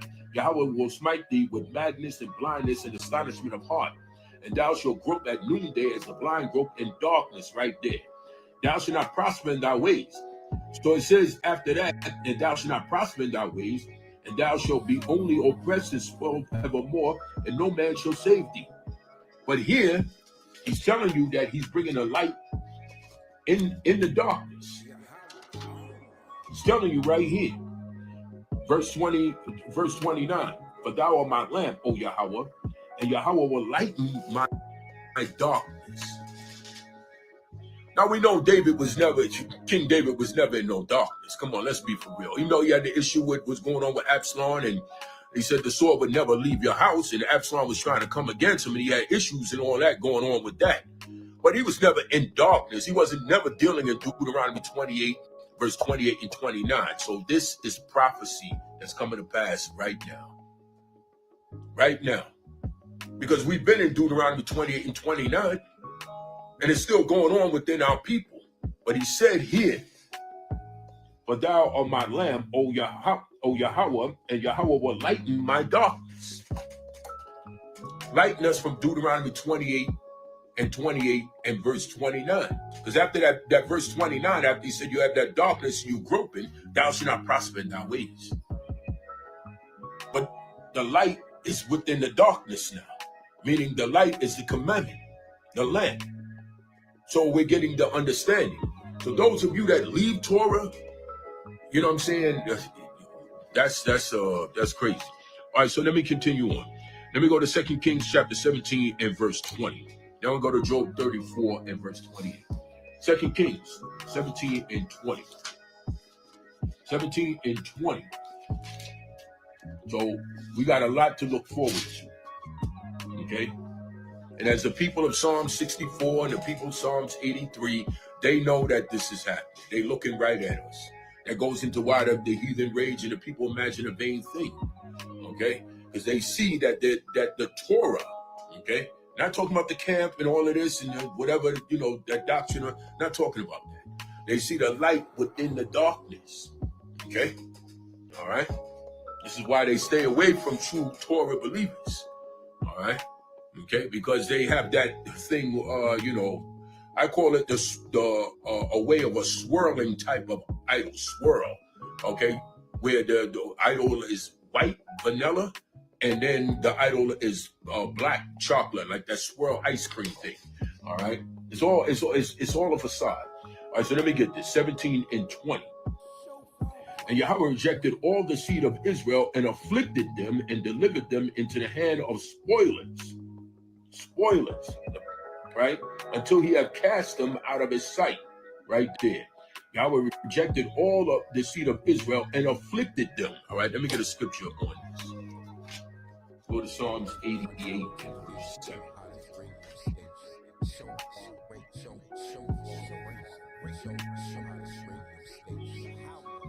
think it's in two verses. Afflict. So we get the understanding it is him that is doing it. He's the one that is afflicting us. All right. Psalms 88 and verse 7. Thy wrath lieth hard upon me, and thou hast afflicted me with all thy ways. That right there. Let me get that one more time. Going back to what? First Kings chapter 17 and verse 20. Okay.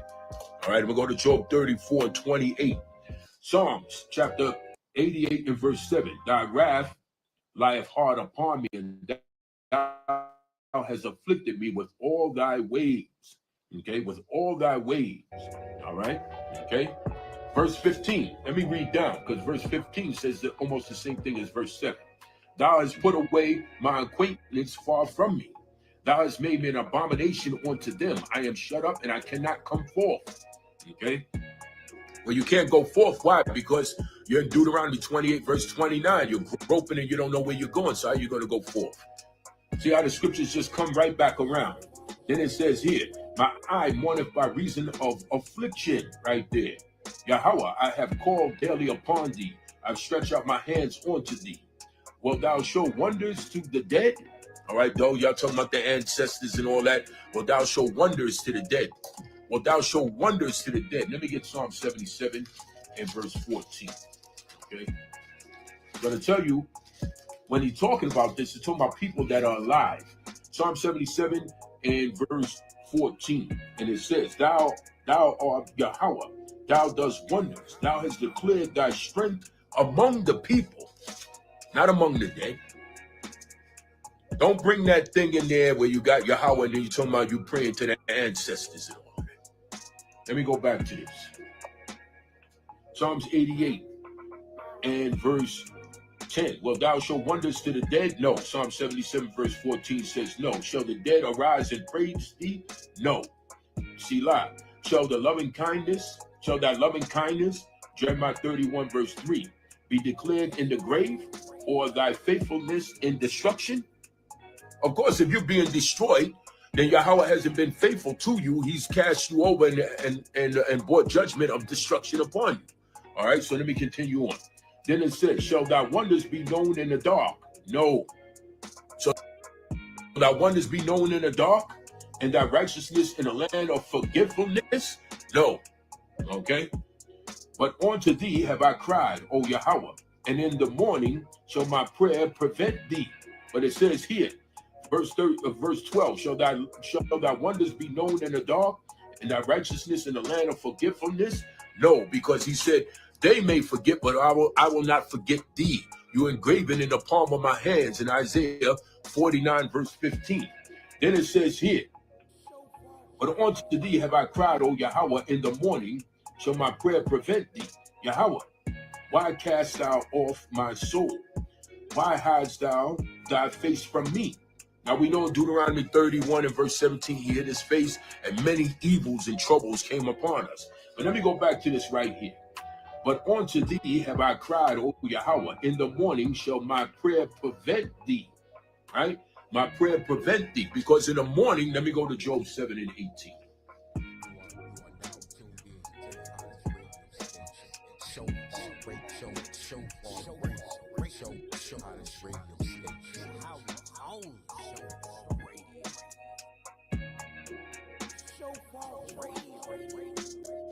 Because in the morning, we're tried every moment. Okay? Let me get that. Let me just get that. Job 7 and verse 18. Job chapter 7 and verse 18. And it reads and it says, let me start at verse 17. What is man that thou should magnify him, and that thou should set thy heart upon him, and that thou should visit him every morning and try him every moment? And what? And try him every moment. Let me go back right here. Okay? Again, Psalms 88. Okay? in verse 13. But unto thee have I cried, O Yahweh, and in the morning shall my prayer prevent thee. Yahweh, why cast thou off my soul? Why hidest thou thy face from me? I am afflicted and ready to die from my youth up, while I suffer thy terrors. I am distracted, right? I'm afflicted and ready to die from my youth up, all right? Ready to die from my youth up, right? Ready to die, all right? Let me get Psalm 79 when it says ready to die. He stops those that are appointed from death. Psalm 79 in verse 11. Let me see. Let the sighing of the prisoner come before thee, according to the greatness of thy power. Preserve thou those that are appointed to die. Let me go back. Appointed to die. Okay? Let me read this again. Psalms 88 and verse 14. Yahweh, why cast thou off my soul? Why hidest thy face? Deuteronomy 31 verse 17. I'm afflicted and ready to die from my youth up. Ready to die from my youth up. From my youth up. Let me go to Job 36 real quick. From my youth up. All right. Ready to die from my youth up. From the time I'm a youth, I'm ready to die. Okay. Death is coming towards me. All right. Let me get this. 36 and I started at verse 12. The key is verse 14. But if they obey not, they shall perish by the sword, and they shall die without knowledge. Millions of our people are dying without knowledge. The knowledge is the Lord's, right? Then it says, but the hypocrites in heart heap up wrath. They cry not when he bindeth them. Okay, that's Jeremiah 6 and 15. They die in youth. Verse 14. They die in youth. They die in youth, and their life is among the unclean. They die in youth, and their life is among the unclean. Let me go back here, right here again. And it says, verse 15, I'm afflicted and ready to die from my youth up. Verse 15 of Psalms 88, while I suffer thy terrors, I am distracted. While I suffer thy terrors. Let's go to Leviticus 26 and 16. Job 18 and 14 verse. He's the king of terrors. King of terrors. And then you go to Job 18 and 14 real quick. Job 18 verse 14. And it reads, his confidence shall be rooted out of his tabernacle, and it shall bring him to the king of terrors, right? Go to Leviticus 26 and 16. So I shall appoint terror. All right, terror. All right. Then the next verse says that you'll be slain before your enemies, those that hate thee. All right, 26 and 16. And it reads, and it says, I will also do this unto you. I will even appoint over you terror, consumption, and the burning of, that shall consume the eyes and cause sorrow of heart, sorrow of mind. Deuteronomy 28 and verse 66. Sorrow of mind, sorrow of heart. And you shall sow your seed in vain, for your enemies shall eat it, right? For your enemies shall eat it. So you go back, all right? Psalms 88, verse 15. I am afflicted and ready to die from my youth up, all right? Job 36 and verse 14. While my youth up, while I suffer thy terrors. Job 18:14, king of terrors. Leviticus 26 and 16, I will appoint terror over you, okay? All right, terror towards you, all right? I am what? Distracted, okay? All right? Thy fierce wrath goeth over me. Thy terrors have cut me off, all right? Okay, so let me go to the next verse. Job 34 and verse 28. All right, we are the ones that are afflicted. All right, Job 34 and 28. All right, Job 34 and 28. Okay, and it reads right here. All right, now this one here goes back. Verse 26 of Job 34 is going to go with Jeremiah 30 and 14. Let me and then there's another one in I'm gonna get that in Ezekiel chapter 5. It's gonna be the 3 precepts with this. So let me get this. Okay. Verse 23. For he will lay upon man, he will not lay upon man more than right, that he should enter into judgment with Yahweh. All right. So that means that what? A judgment that he brings upon you will be right and true. So nobody can say, oh, why he did this to me. No, that was correct. Whatever it is, it was correct. That's what that means right there. Then it says, he shall break in pieces mighty men without number and set others in their stead. Break mighty men in pieces and set others in their stead. All right, bring them down and put others in that situation. Let me get Psalm 75 with that. Okay, he'll put down one and raise up another. And that's what that is right there. This is your scripture here. Psalm 75. Okay. Psalm 75 in verse, let me see, where is it at? Psalm 75, let me get the verse, and verse where it says he will put down one and, verse 6 and 7. For promotion cometh neither from the east, nor from the west, nor from the south, but Yahweh is the judge. He putteth down one and set up another. That's verse 7. So let me go back. Then it says here, he shall break in pieces mighty men without number and set others in their stead. Put down one and set up another. Bring down one and set up another. Verse 25, therefore he knoweth their works. He knoweth what? He knoweth their works. And he overturneth them in the night, so that they are what? Destroyed. He overturneth them in the night. He overturneth them in the night, right? He overturneth them in the night. Why? Because the terror by night. Let me get that in Psalms 91. Okay, go back to that terror and at night, right? So let's get that right there in Psalms 91. He overturned them in the night. Terror. All right, Psalms 91, and let me get right to it. Yeah, verse 5. Thou shalt not be afraid for the terror by night, nor for the arrow that flieth by day. You overturn them in the night. He's the king of terror. I will appoint terror to you. All right, so let me continue on. Then look at this here. Therefore he knoweth their works, and he overturned them in the night, so that they are destroyed. Right? Now look at this. He striketh them as wicked men in the open. He striketh them as wicked men in the open, using the wicked. This is Psalm 17 and 13. Let me read this again. Job 36 and 26. No, Job 34 and 26. He striketh them as wicked men in the open sight of others. He striketh them as wicked men in the open sight of others, meaning judgment being seen right in front of you. Okay?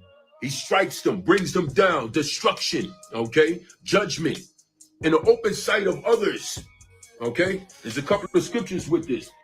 He striketh them as wicked men in the open sight of others. He striketh them as wicked men. Let me get Psalm 17 real quick. Start at verse 13, 14, 15. It's going to tell you. Let me get that. Then I want to go to Jeremiah 30 and 14. Then I want to get that in Ezekiel chapter 5. All right, so let me get this real quick. Let me read this one more time. 34 and 26. He striketh them as wicked men in the open sight of others. Right? Okay, let me get this. Psalm 17, verse 13. Right? Now we know that that arise, O Yahweh, disappoint him, cast him down, deliver my soul from the wicked, which is thy sword. From men, from what? From men, verse 14, which are thy hand, O Yahweh, from men of the world. That's this right here. He striketh them as wicked men in the open sight of others. He striketh them as wicked men in the open sight of others in Job 34 and 26. So when you go here, Psalm 17, verse 13, arise, O Yahweh, disappoint him, cast him down, deliver my soul from the wicked, which is thy sword, from men which are thy hand, O Yahweh, from men of the world, which have their portion in this life, and whose belly thou fillest with thy hidden treasure. They are full of children, and leave the rest of their substance to their babes. That goes into that Job 19, where the wicked leave it on to their children and different things like that.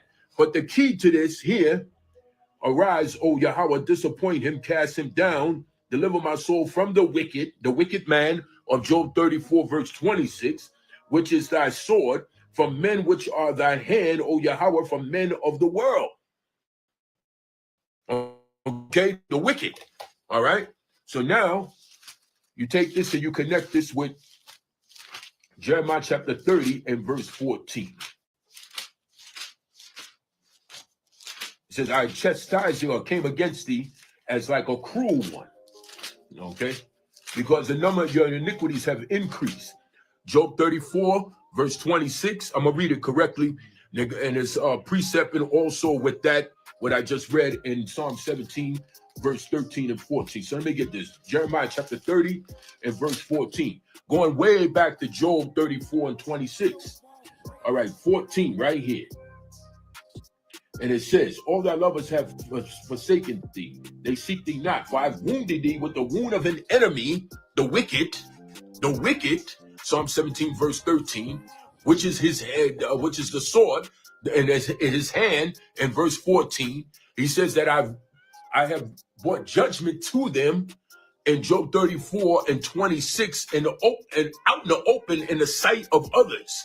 So it says here, right here, all thy lovers have forsaken thee. They seek thee not, for I have wounded thee with the wound of an enemy, with the chastisement of a cruel one, for the multitude of thy iniquities, because thy sins were what? Increase. Job 34, 26, Psalm 17, verse 13, and verse 14. Now I go to Ezekiel chapter 5. He says he's going to judge you and bring judgment to you in the sight of the nation. That's in the open sight of others in Job 34 and 26. Ezekiel chapter 5. Let me get right to it. Let me see. All right, verse 6. Let me see. Yeah, it's verse 8. I'm going to start at verse 6. And she have changed my judgments into wickedness more than the nations, right? Precept for that, you go into, what is it? 2 Chronicles 33, about Manasseh, when he had Judah do more wickedness than the heathen that were around him. Verse 6 of Ezekiel chapter 5. And she have changed my judgments into wickedness more than the nations, and my statutes more than the countries that are round about her. For they have refused my judgments and my statutes, they have not walked in them. You refuse Yahawah's judgments, you refuse Yahawah's statutes, right? Therefore, thus says Yahawah, because ye multiplied more than the nations that are round about you. All right, that's what's happening. We're multiplying. I brought the information out from the Pew Research, multiplying, right? Okay, these other nations are falling off. They're not multiplying because you multiply more than the nations that are round about you, and have not walked in my statutes, right? Multiply. That means everybody's not going back. It's not going. Everybody's not going back. You multiplied, but you haven't kept the statutes. Therefore, thus said Yahawah, because you multiplied more than the nations that are round about you, and have not walked in my statutes, neither have kept my judgments, neither have done according to the judgments of the nations that are round about you. Therefore, thus said Yahawah, behold, I, even I, am against thee, and will execute judgments in the midst of thee, in the sight of what? The nations. So the nations are going to see you judged. The nations are going to see you judged. Job 34 and verse 26. He striketh them as wicked men in the open sight of others. So he used these the wicked. Jeremiah 30 and 14. There's affliction leading to death here with this. Leading to death. Then you got Jeremiah 30 and 14. I've increased this against thee because of thy iniquity have increased. Okay, then you got Psalm 17, verse 13. Wicked is his sword. He said, those people are his hand. In verse 14, men of the world. Okay, what is that? This is the wicked. Okay, these heathens and different things like that. Okay, with Esau at the top. All right, so this is Job 34, verse 28. Psalm chapter 18 and verse 27. These are just scriptures to show that we are the ones that are afflicted. According to prophecy. Other people say, we're afflicted, but it's not according to prophecy. All right. Psalm chapter 18 and verse 27. 18 and 27. I start at 25. With the merciful, thou will show thyself merciful. With an upright man, thou will show thyself upright. Just read that in 2 Samuel 22. With the pure, thou will show thyself pure. And with the froward, thou will show thyself froward. For thou wilt save the afflicted people, verse 27, but will bring down high looks. For thou wilt light my candle. Yahweh, my mighty one, will lighten my darkness again. Enlighten my darkness. All right. Enlighten my darkness. And this is what's happening. Okay. Once again, that goes back to 2 Samuel 22. All right. And that's dealing with that light. Okay. That's happening in the darkness. Isaiah 60. Okay. And then also was dealing with the lamp before Proverbs 6 and 23. All right. So let me continue on. All right. So let me go to the next one right here. The next one is Psalm chapter 22 and 24. 22 and 24. 22 and 24. All right. 22 and 24. And it reads and it says, I started verse 22. I will declare thy name unto my brethren. In the midst of the congregation will I praise thee. Ye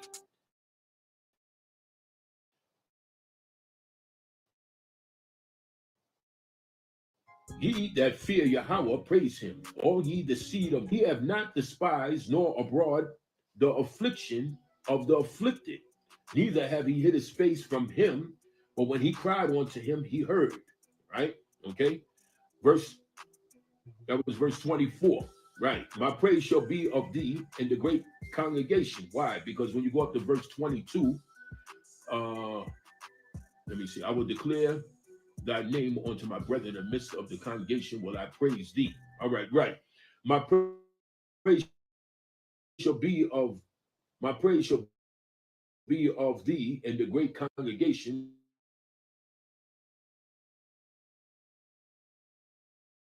Power that seek him, your heart shall live forever. So the meek shall eat and be satisfied. Okay, the meek shall eat and be satisfied. All right, okay. All right, 2 and 24. All right, let me go to Psalms 25 and 16. Psalms 25 and verse 16. Turn thee unto me and have mercy upon me, for I am desolate and afflicted. All right, we've been desolate and afflicted. All right, okay, we've suffered desolation and afflicted. Even here, we try to develop something. We've been afflicted. Psalms 82 and verse 3.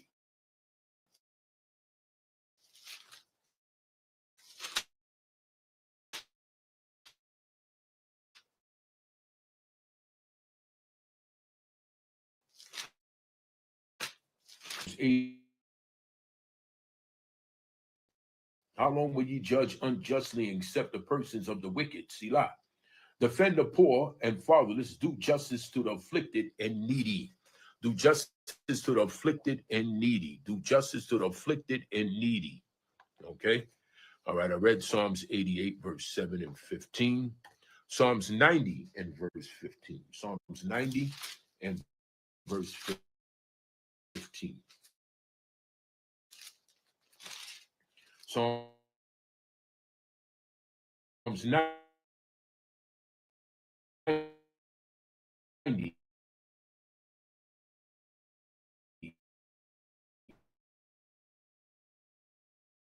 and verse 15. And he's good and evil, Isaiah 45 and 7. All right. Okay. Let me read that one more time again. All right. That is Psalms 82 and no, wait a minute. Psalms 90 and verse 15. Psalms 90 and verse 15. Make us in the years wherein we have seen evil. So we've been afflicted and we have seen the evil. Make us glad according to the days that you have afflicted us. Meaning turn this around. Okay. For the time that you have afflicted us and brought evil upon us. Okay. Bring us into our rightful place in Deuteronomy 28 and 1. From verse 1 to verse 14. Bring us into our rightful place in Leviticus chapter 26 from verse 1 to verse 15. Okay. Bring us into our rightful place. Okay. All right. Bring us out All right. Zephaniah chapter 3, verse 17. Okay. 18, 19, right around in there, where everyone will see the fame of us and how he'll bring us out in front of the nations and judge the nations. Bring that to us. And that's what's getting ready to happen for us according to his timing. But you have to understand that Psalms 90 and 10 tells you this. Let me see. Is it 90 and 10 or is it? No, 90 and 4. For 1,000 years in thy sight are but as yesterday, when it is past, and as a watch in the night. All right. So everything's going to be done according to his timing as he fulfills all of the prophecies and everything that he spoke to the prophets and everything that the prophets say. All right. So he's going to reverse that the same way that he afflicted us. Okay. Now, let me get this. Let me read this one more time. Make us glad according to the days wherein thou hast afflicted us, in the years wherein we have seen evil. Now remember, in Deuteronomy, he said, just as much as Yahweh will do good to you, he'll do evil to you also. Let me get that in Deuteronomy. I think it's 59 or something like that, right around there. Let me see. Let me see though. Yeah, okay. Yeah. Then Yahweh will make thy plagues wonderful, and the plagues of thy seed, even great plagues, and of long continual sickness, and of a long continuance. Okay, there's a scripture. Let me see. Verse 63. It shall come to pass that as Yahweh rejoice over you to do you good and to multiply you, so Yahweh will rejoice over you to destroy you and to bring you to naught. And ye shall be plucked from off the land, whether ye go to possess it. Verse 63, and it shall come to pass as Yahweh rejoice over you to do you good and to multiply you, so Yahweh will rejoice over you to destroy you and to bring you to naught, and ye shall be plucked from off the land, whether you go to possess it. So when you go back here to Psalms 90 and 15, make us glad according to the days wherein thou hast afflicted us, and the years wherein we have seen evil. Deuteronomy 28, verse 63. Reverse that. Make us glad. So that glad goes into what? Psalms 126. You are now tuned in to the hottest radio station. SHOFAR Radio.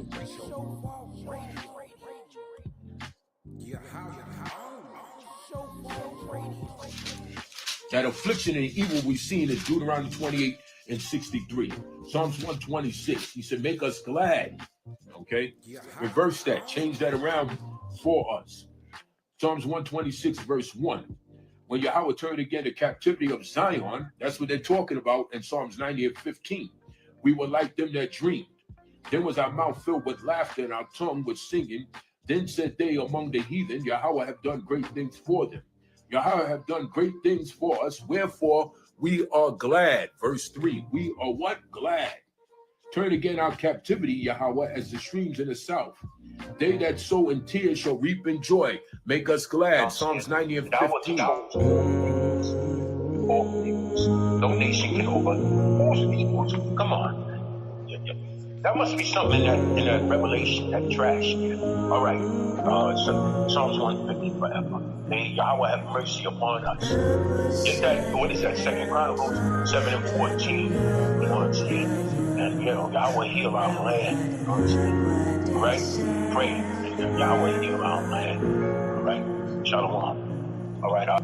We deserve the way you turned away your face. We did you very wrong.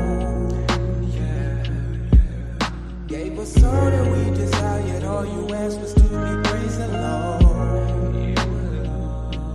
I love it now on my knees, not just for me, but for your shalom. To limit is all we need. Yahweh, please forgive us all.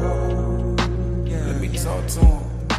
See the crazy thing about it, our land was milk and honey. We had it stripped and took away from us. The priest was acting like dummies. Now I discern we took it as nothing. And Yahweh gave us our judgment. I had to turn away from my brother, cause does he call the Savior some other name? I got shut up for real gun range. Then went to church, giving out of the praise. But Yahweh, he's sparing his rage. Don't mean I'm on for the hook for the day. See that cut so deep when I read them. Damn, finna bleed, I gotta plead, don't give me the blaze. Ay, I got a reason to pray. I'm trying to seek out his face. My people, which are called by my name, will humble themselves and pray and seek my face and turn from their wicked ways. Then will I hear from heaven and forgive their sins and heal their land. Now my eyes will be open and my ears attentive to the prayer that is made in this place. Please, Yahweh,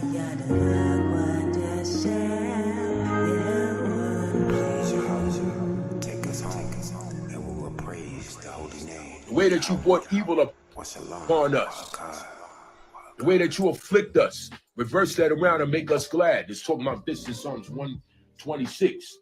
He that goeth forth and weeping, bearing precious seed, shall doubtlessly come again with rejoicing, bringing his sheaves with him. Psalms 90 and verse 15. Make us glad according to the days wherein thou hast afflicted us.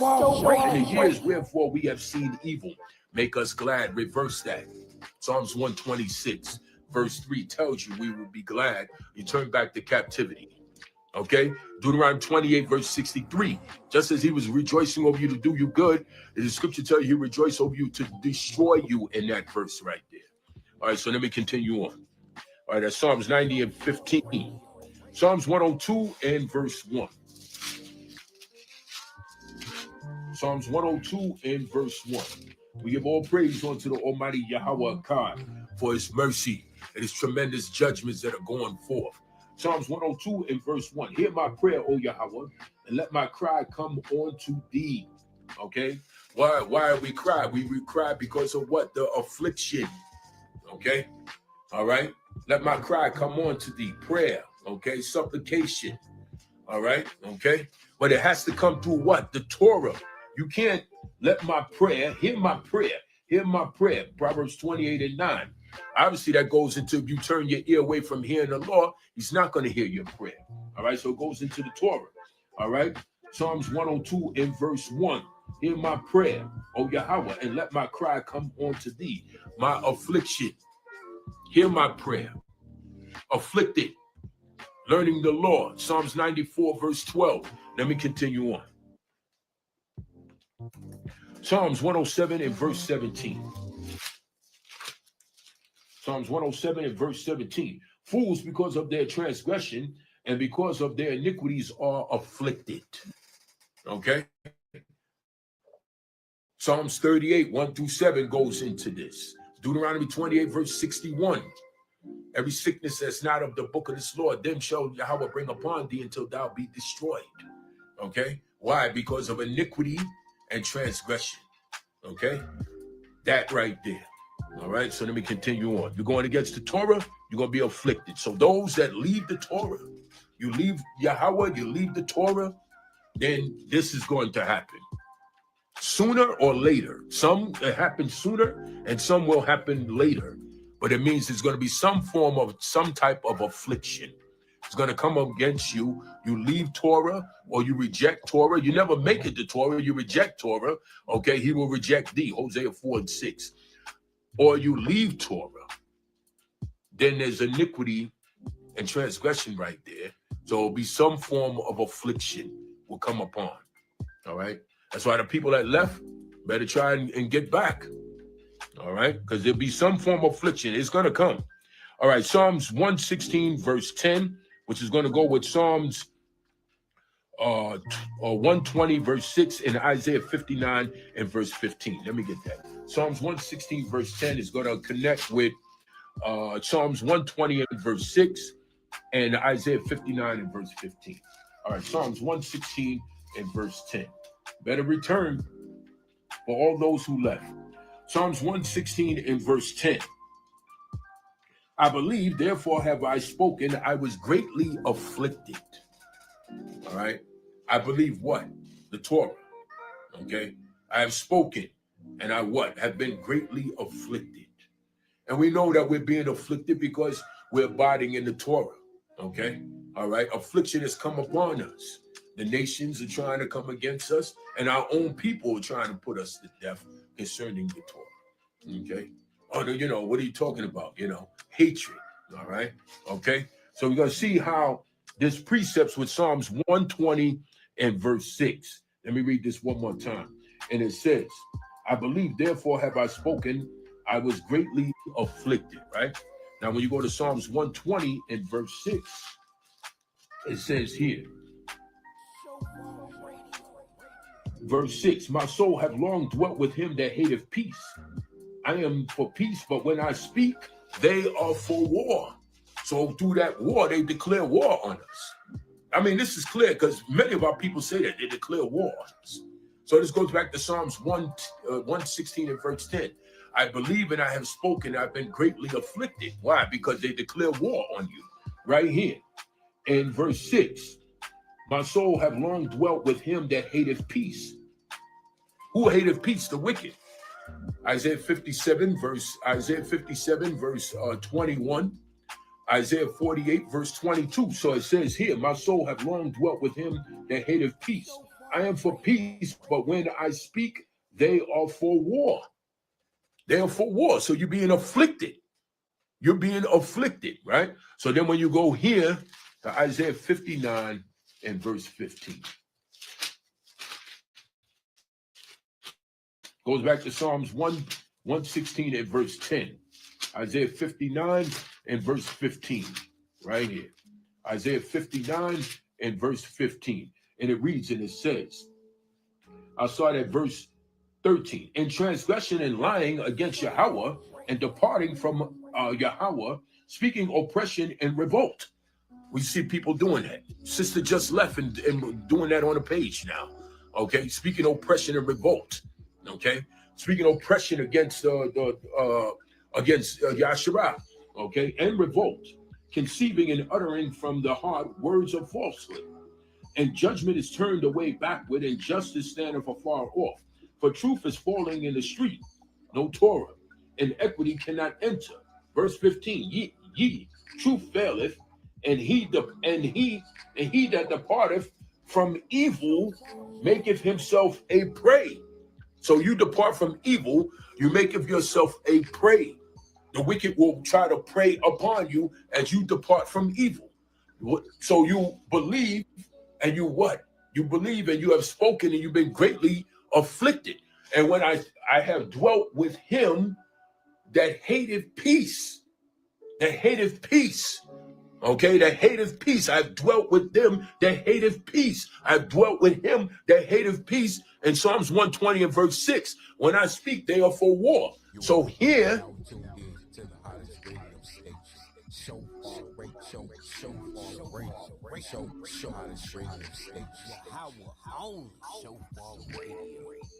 you depart from evil, you make of yourself a prey. Ye, truth faileth, and he that departed from evil maketh himself a prey. And Yahweh saw it, and it displeased him that there was no judgment. So you depart from evil, you make of yourself a prey. The nations will try to prey upon you, and your own people will try to prey upon you. All right, so let me continue on. Okay, so that's Psalms 116 verse 10, Psalms 120 verse 6, Isaiah chapter 59 and verse 15. All right, so let me go to Psalms 119 verse 67, 71, and verse 75 and verse 107. Okay, let me get that. Psalms 119, starting at verse 67. All praises to the Almighty Yahweh that he has given us mercy. All right, Psalms 119, starting at verse 67. Okay, verse 63. No, verse 62. At midnight I will rise to give thanks unto thee because of thy righteous judgments. Verse 63. I'm a companion of all them that fear thee, and of them that keep thy precepts. The exact opposite of Psalms 101 verse 4. I will not know a wicked person. You're not going to be among the wicked. You're going to be among who? Among those that what?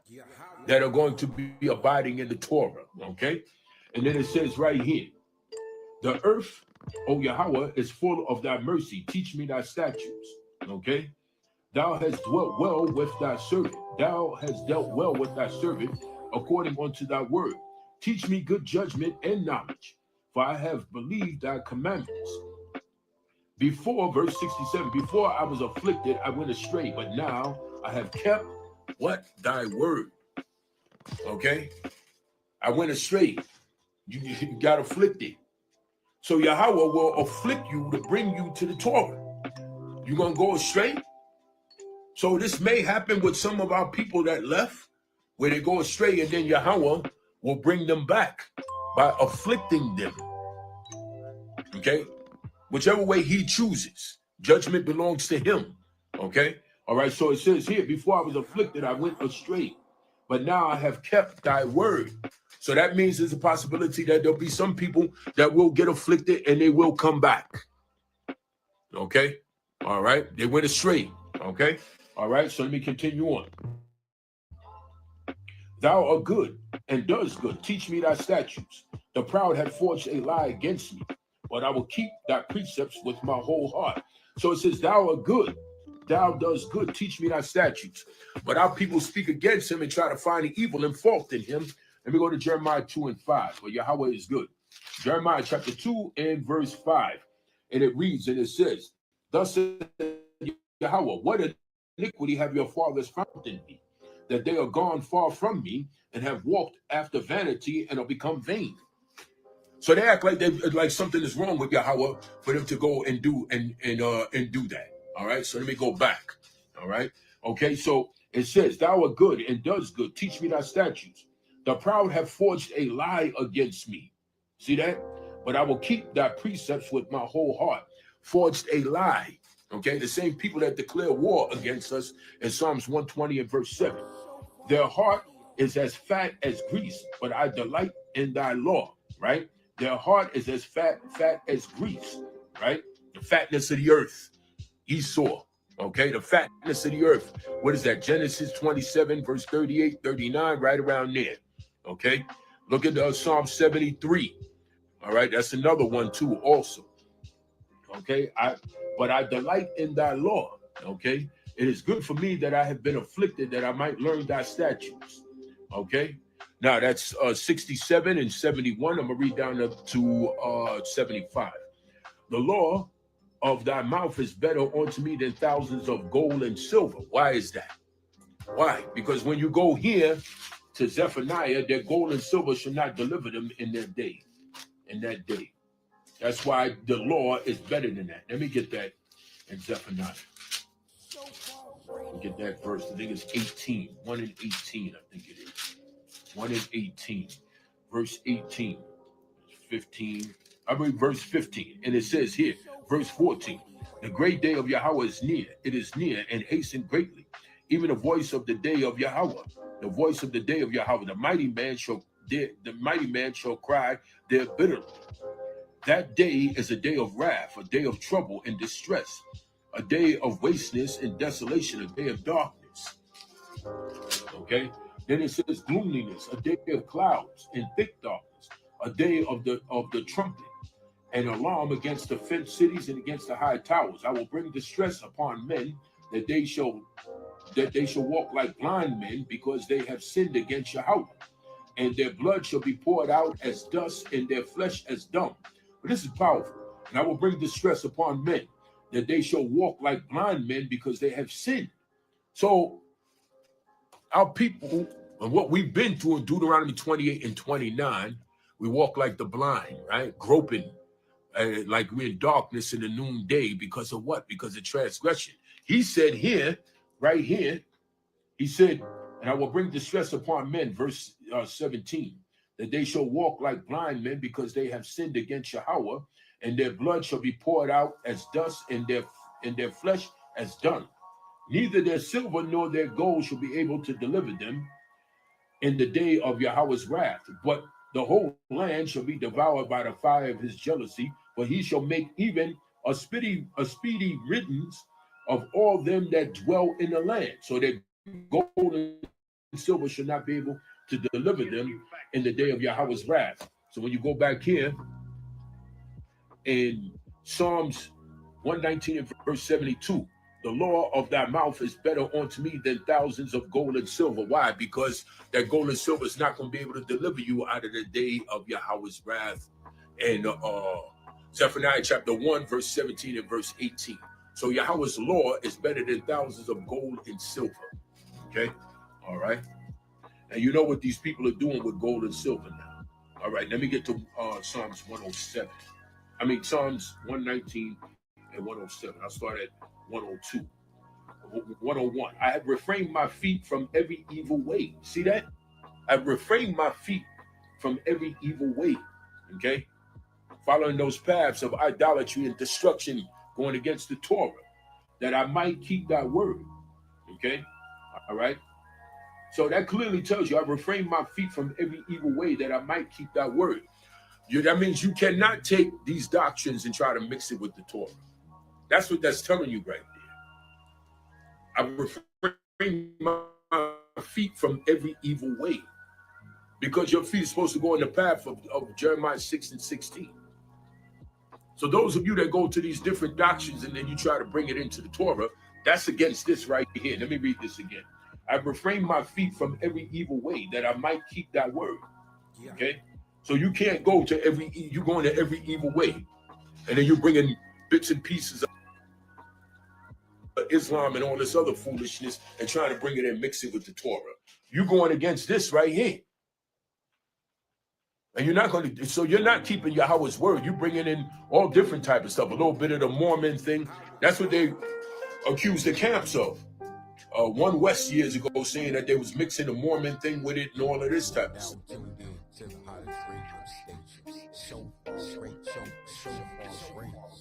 But you got people that's trying to, especially this Islam thing, they're putting Islam with the Torah. Okay? The brother, I forgot the brother name that you sent the video to me earlier. The brother, it's supposed to be it's speaking about Yah. That's what he said or whatever. He's playing Arabic music. Come on, man. That music, they worship in that rock.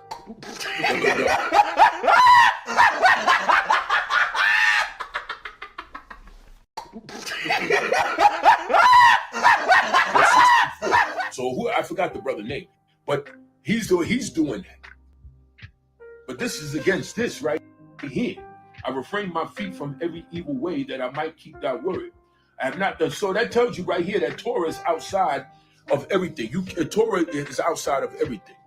And it says, I have not departed from thy judgments, for thou hast taught me.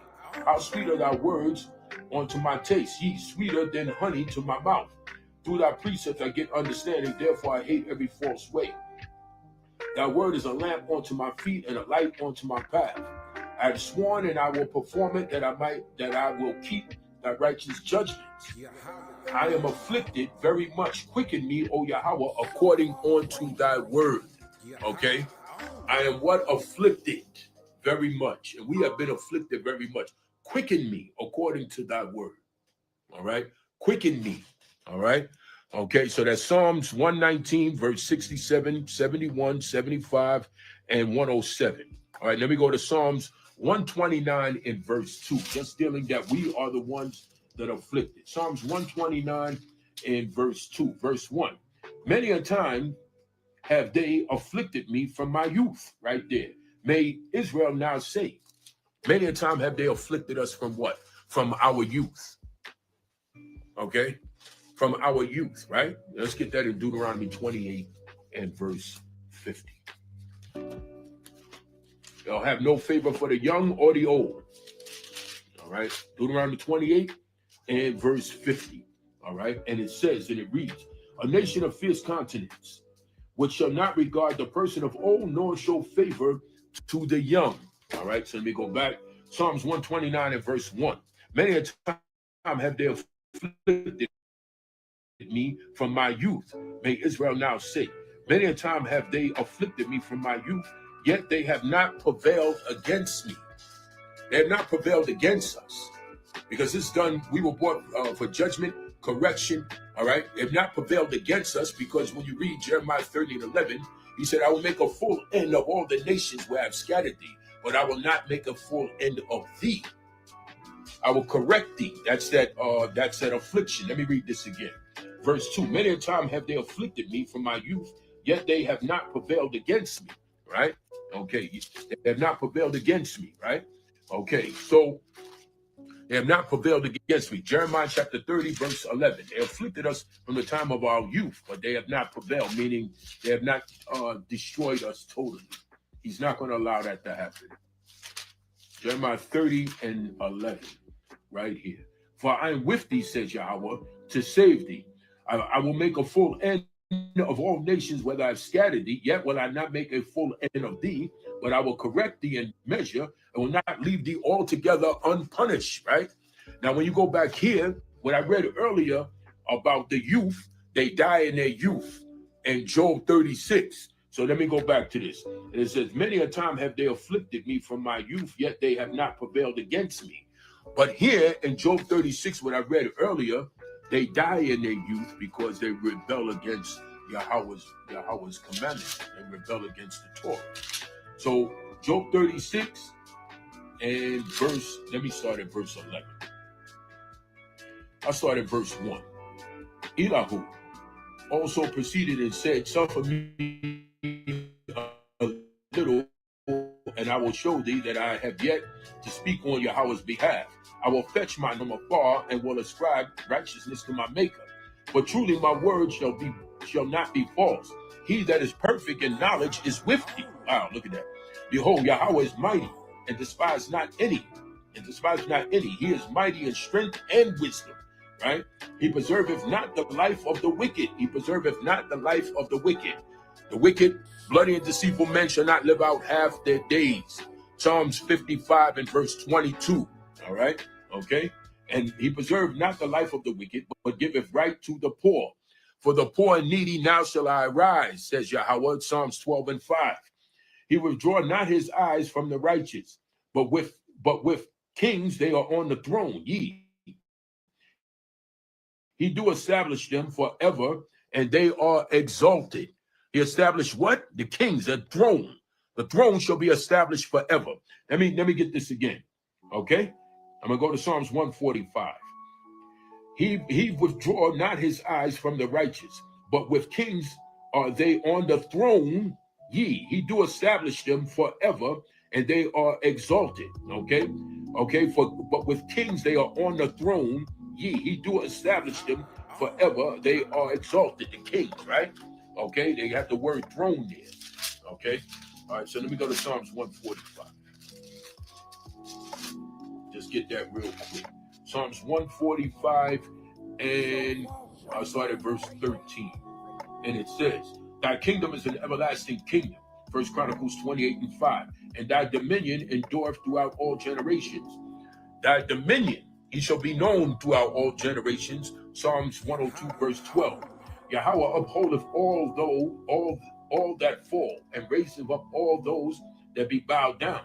The eyes of all wait upon thee, and thou givest them their meat in due season. Verse 16, thou openest thy hand and satisfy the desire of every living thing. Yahweh is righteous in all his ways, and sovereignty in all his works. Yahweh is near unto all them that call upon him, to all that call upon him in truth. Okay, wait a minute. Is it Psalms 45? Wait a minute.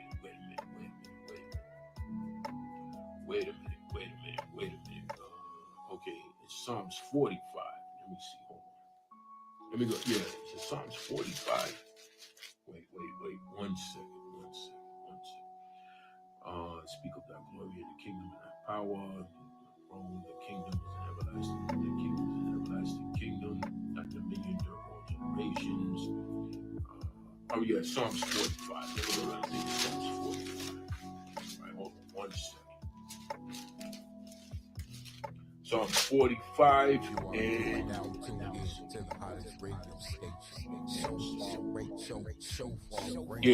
it's verse 6. Thy throne, O Yahweh, is forever and ever. The sculpture of thy kingdom is a right sculpture. All right, thy throne, right? Okay, that's what I was reading in Job 36 right here, right? And it says right here, let me go back to this. So it's Psalms 45 and 6, right? So let me go back to this. And it says, where was I at here?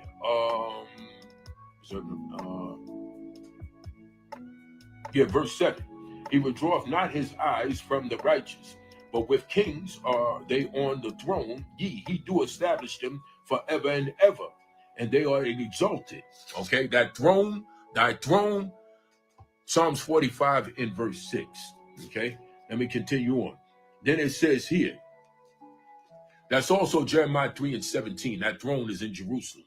All right, so it says right here, okay, and if they be bound in fetters and be holden in cords of affliction, then he showeth them their work and their transgressions that they have exceeded.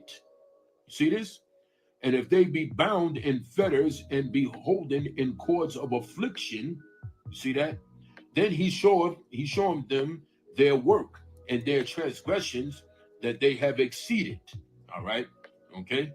Being bound in fetters and holden in cords of affliction. Verse 8, right there. Let me go to 2 Samuel 3 and 34 about fetters.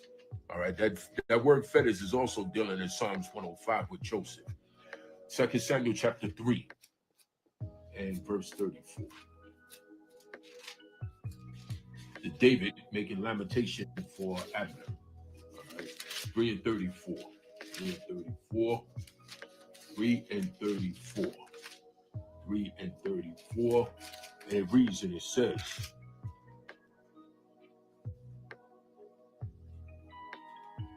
in verse 33, and the king lamented over Abner and said, Die, Abner, as a fool dieth. Thy hands were not bound, nor thy feet put into fetters, as a man falleth before wicked men. So falleth thou, and all the people wept over him again. That's 2 Samuel chapter 3 and verse 34. All right, so let me go back to this again. And it said here, let me see. Okay.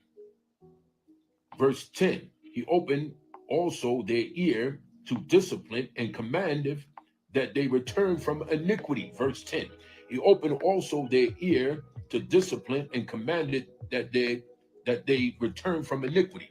Let me go to Isaiah 50. Okay. Say, open their ear in oppression. Saying the same thing. This is Job 36 and verse 10. He opened also their ear to discipline and command that they return from iniquity. Right? Isaiah 50 and verse 10. Isaiah 50 and verse 10, I think it is. Let me see. Hold on one second. All right, hold on.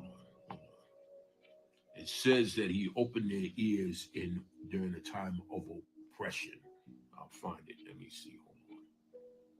Hold on. Isaiah 50. Let me see what man, and let me see what name, the power to deliver.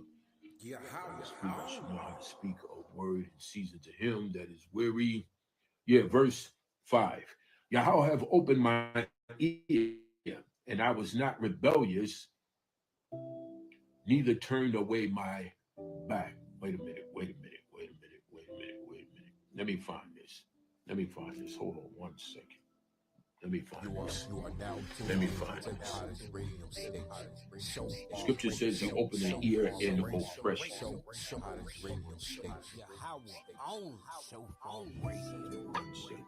I pray that everyone is well.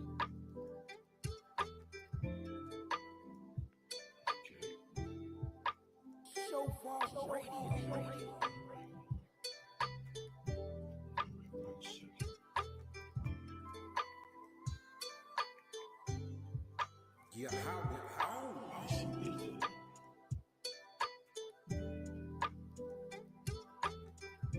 Okay, no, it's in the same chapter. It's 36 and 15. Let me get that. Let me go back. It's Job 36 and 15. Okay, it's after verse 14.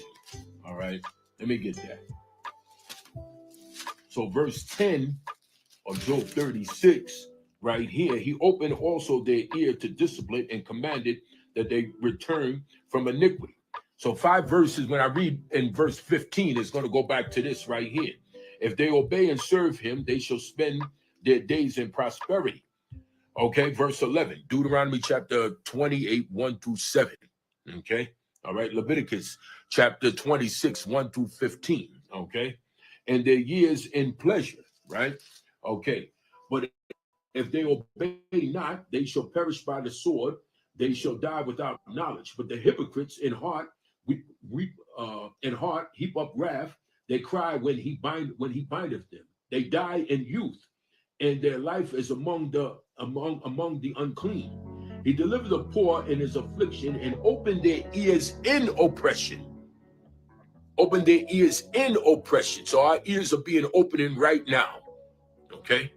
All right. And it's also connected to Isaiah 50 when it says, verse 5, Yahweh have opened my ear, and I was not rebellious, neither turned away my back. Isaiah 50 and 5 also goes with this here. He delivered the poor in affliction and opened their ear in oppression. That goes along with Isaiah 50 and 5 with Job chapter 36 and verse 15. Okay? So this verse 14, they die in youth, and their life is among the unclean. Why? Because they obey not, they shall perish by the sword, and they shall die without knowledge. Okay, so when you go here, back to Psalms 129 and verse 2, here, Psalms 129 and verse 2, and it reads, many a time have they afflicted me from my youth, may Israel now say. Many a time have they afflicted me from my youth, yet they have not prevailed against me. Jeremiah chapter 30, verse 11, we're not going to be totally cut off. He's not going to make a full end of us. Okay? All right, so that's Psalms 129 and verse 2 with the rest of those scriptures connected with that. Psalms 140 and verse 12. All right, Psalms 140 and verse 12. Psalms 140 and verse 12. All right, Psalms 140 and verse 12. Okay, verse 11. Let not an evil speaker be established in the earth. Evil shall hunt the violent man to overthrow him, right? Okay. That also goes into the scripture where it says, let the mouth of him that speaketh lies must be stopped. I think that's Psalm 63 and verse 11. Psalm 63 and verse 11. Psalm 63 and verse 11. Psalms chapter 63 and verse 11. But the king shall rejoice in Yahweh. Everyone that sweareth by him shall glory. But the mouth of them that speaketh lies shall be stopped. All right. So let not an evil speaker be established in the earth. Evil shall hunt the violent man to overthrow him. Okay. I know that Yahweh will maintain the cause of the afflicted and the right of the poor. Right. Okay. Surely the righteous shall give thanks unto thy name. The upright shall dwell in thy presence. Okay, all right, okay. That's Psalms 140 and verse 12. Okay, Proverbs chapter 15 and verse 15. 15 and 15, Proverbs 15 and 15. All the days of the afflicted are evil, but he that is of a merry heart have a continual feast. All right, all the days of the afflicted are evil. Okay, all right, Proverbs 15 and 15. Proverbs, Isaiah chapter 49 and verse 13. Isaiah 49 and 13. Okay, Isaiah 49 and verse 13. Right. Isaiah 49 and verse 13. Isaiah chapter 49 and verse 13, and it reads and it says, sing, O heavens, and be joyful, O earth, and break forth into singing, O mountains, for Yahweh have comforted his people, and will have mercy upon what? His afflicted. Okay? Have mercy upon his afflicted, meaning having mercy upon us. All right? No matter what people are telling you, no matter what people are trying to convince you, Yahweh is going to have mercy upon his afflicted, upon his people. But where does that mercy come from? It comes through the Torah. Example is Exodus 20. You just go from the first 5 verses of that. You go against that, you're not going to receive the mercy because he said, man, let me get that. Go to Exodus 20.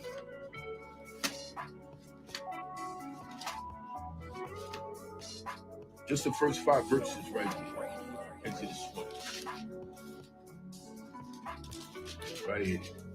Exodus 20, verse 1. And Yahweh spoke all these words, saying, I'm Yahweh, that mighty one, which brought thee out of the brought thee out of the land of Egypt, out of the house of bondage. Thou shalt have no other gods before me. Thou shalt not make unto thee any graven image or any likeness of anything that is in the heaven above, or that is in the earth beneath, or that is in the water under the earth. Thou shalt not bow thyself to them, nor serve them. For I, Yahweh, that mighty one, am a jealous mighty one, visiting the iniquity of the fathers upon the children unto the third and fourth generation of them that hate me, and showing mercy. And showing what? Verse 6, and showing mercy unto thousands of them that love me and keep my commandments. That love me and keep my commandments. That love me and keep my commandments. So how? I mean, come on, man. Let me go back to this. I mean, that's all right. So that makes no sense. Verse 13. You're gonna go against it's Exodus 20, but I'm just dealing with the first 5 verses there. Got all kind of idolatry going on, all kind of wickedness going on, all kind of madness going on, and it's bringing affliction. Shalom, shalom, sister. Shalom, sister. So then it says here, sing, O heavens, and be joyful, O earth. Break forth into singing, O mountains, for Yahweh have comforted his people and have mercy upon his afflicted. So just the first 5 verses of Exodus 20, we're not even following that. We're not even following that. So he says in verse 6, I will show mercy to those that love me and keep the commandment. But here he says he's going to have mercy upon his people that are afflicted. And that is us. Okay? And we've been afflicted ever since we've been brought into these lands. Okay? All right? So that's Isaiah 49 and verse 13. Isaiah 51 and verse 20. Isaiah 51 and verse 20. Okay? I'll start at verse 15. But I am Yahweh, that mighty one that divided the sea. Exodus chapter 14. Whose waves roar. Yahweh is his name.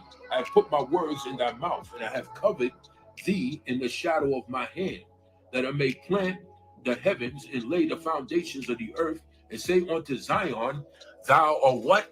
My people. Say unto Zion, thou art my people. Okay? Let me read that one more time. That goes back to Hosea 1 and 10 also. Because it said, I have put my words in thy mouth, and have covered thee in the shadow of my hand. Okay? Covered thee in the shadow of my hand, right? But we know in Isaiah 49 and verse 15, he said, you are graven in the palm of my hand. Behold, I have graven thee upon the palms of my hands. Thy walls are continually before me. Verse 15, that's verse 16. Can a woman forget her suckling child, that she should not have compassion on the son of her womb? They may forget, yet now I will not forget thee. Behold, I've graven thee upon the palms of my hand. Thy walls are continually before me. So he says what? I will not forget thee. So when you go back here, 51, right? Right here, and it says here, I have put my words in thy mouth, and I have covered thee in the shadow of my hand. I've covered thee in the shadow of my hand. You're engraven in my hand. They may have forgot, but I have not forgotten thee. Thou art engraven into the palm of his hand. Okay? All right? So that clearly tells you that there's no one that can pull us out of his hand. Engraven into his hand. No one can pull. No one. So that means that we would have to go away from him. And how we do that? By being disobedient and not believing and following the Torah. But no one can take us away from him and put themselves into his hand and be graven into his hand. Let me go to Deuteronomy 33. This clearly tell you, it goes with this right here. It goes with Isaiah 49, verse 15 and 16. And then this Isaiah 51 and verse 18. In the shadow of my hand, engrave it into my hand. So here, Deuteronomy 33, right here. This also goes into Amos chapter 3. We know that the Gentile cleave on and different things like that, but he's talking about Israel, right? He's talking about Israel here, right? So 33 and let me see, where is this? Let me see. All right, the scripture tells you that he had took them. Let me see. Hold on for a second. Let me find it. 1 second. 1 second. 1 second. Let me see. 1 second. 33 or 32. Let me see. 33 and. Give me 1 second. I'll find it in a second. All right, because it says here he had let me see. All right, it's 33 and 29. It says, happy art thou, O Israel, who is like unto thee, a people saved by Yahweh, the shield of thy help, and who is the sword of thy excellency. And thy enemies shall be found liars unto thee, and thou shalt tread upon their high places. Okay, all right. So that also goes into what? Engraven into his hands. There's another one where he says that he has not, Psalms 147 verse 19 and 20 says he has not dealt so with any other nation. But there's another one here I'm looking for.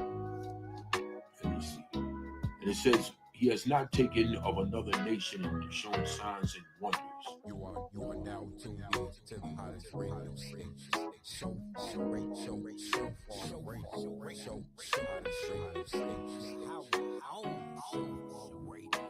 Shofar Radio.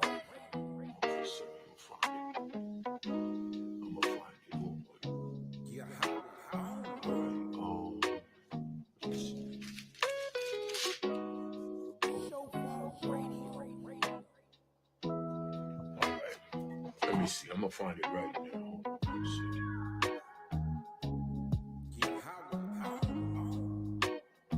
Find it right now.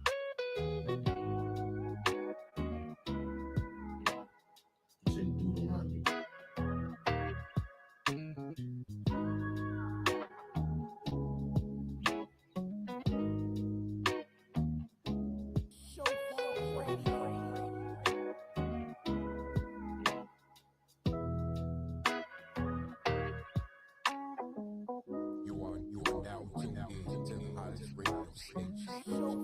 It's 4:34. It's 4:34. All right, let me get back.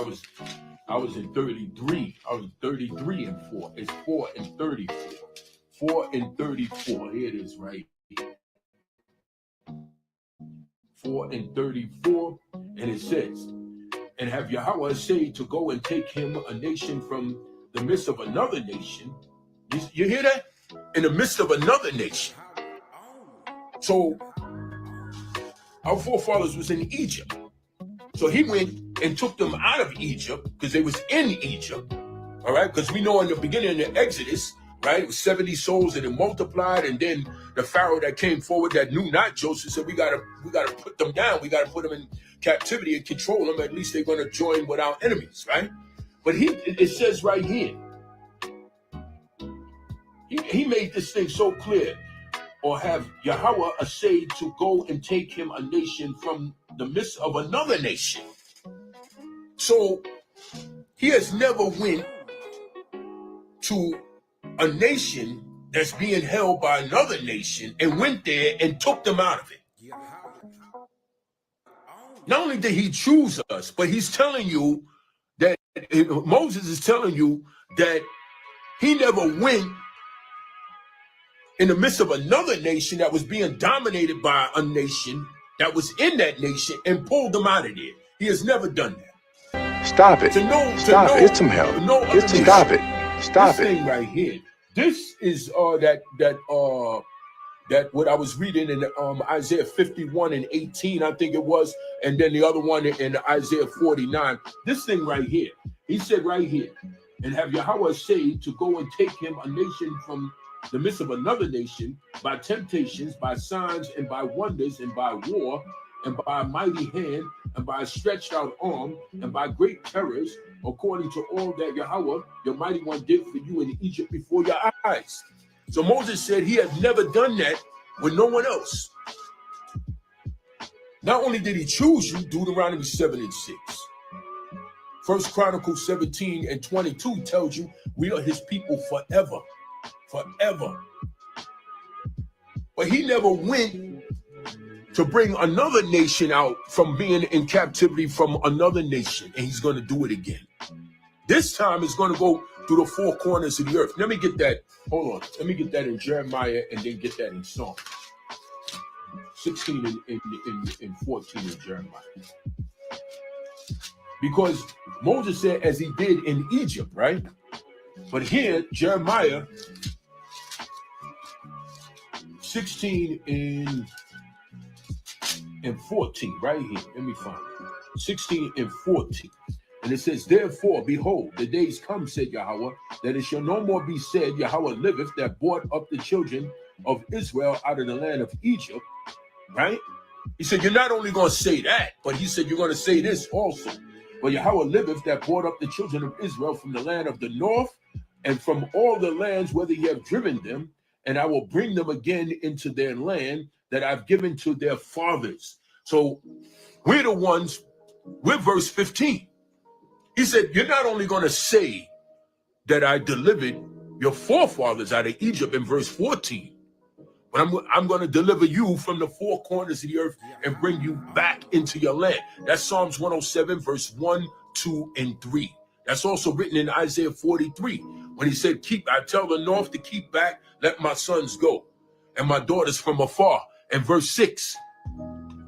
Okay? So this right here all goes back to what? You're engraving in the palm of my... So we have to be engraven in the palm of his hand in verse 15 and verse 16 of Isaiah 49 for him to do this right here. Verse 14, therefore, behold, the days come, says Yahweh, that it shall no more be said that Yahweh liveth, that brought up the children of Israel out of the land of Egypt. But Yahweh liveth, that brought up the children of Israel from the land of the north and from all the lands whither ye have driven them, and I will bring them again into their land that I gave unto their fathers. So we're engraving in his hand, on the shadow of his hand in Isaiah 51. So let me go back to that. Isaiah 51 in verse 21. I was at verse 18. There's no way he's going to forsake us. No way. The prophecies is written all throughout the scriptures that he's going to deliver our people. All right, so that was 51 in, what was that? Isaiah 51 and 21, right? Okay. Let me see. All right, hold on. Isaiah 51 and 21. Okay, hold on, right here. All right, so, all right.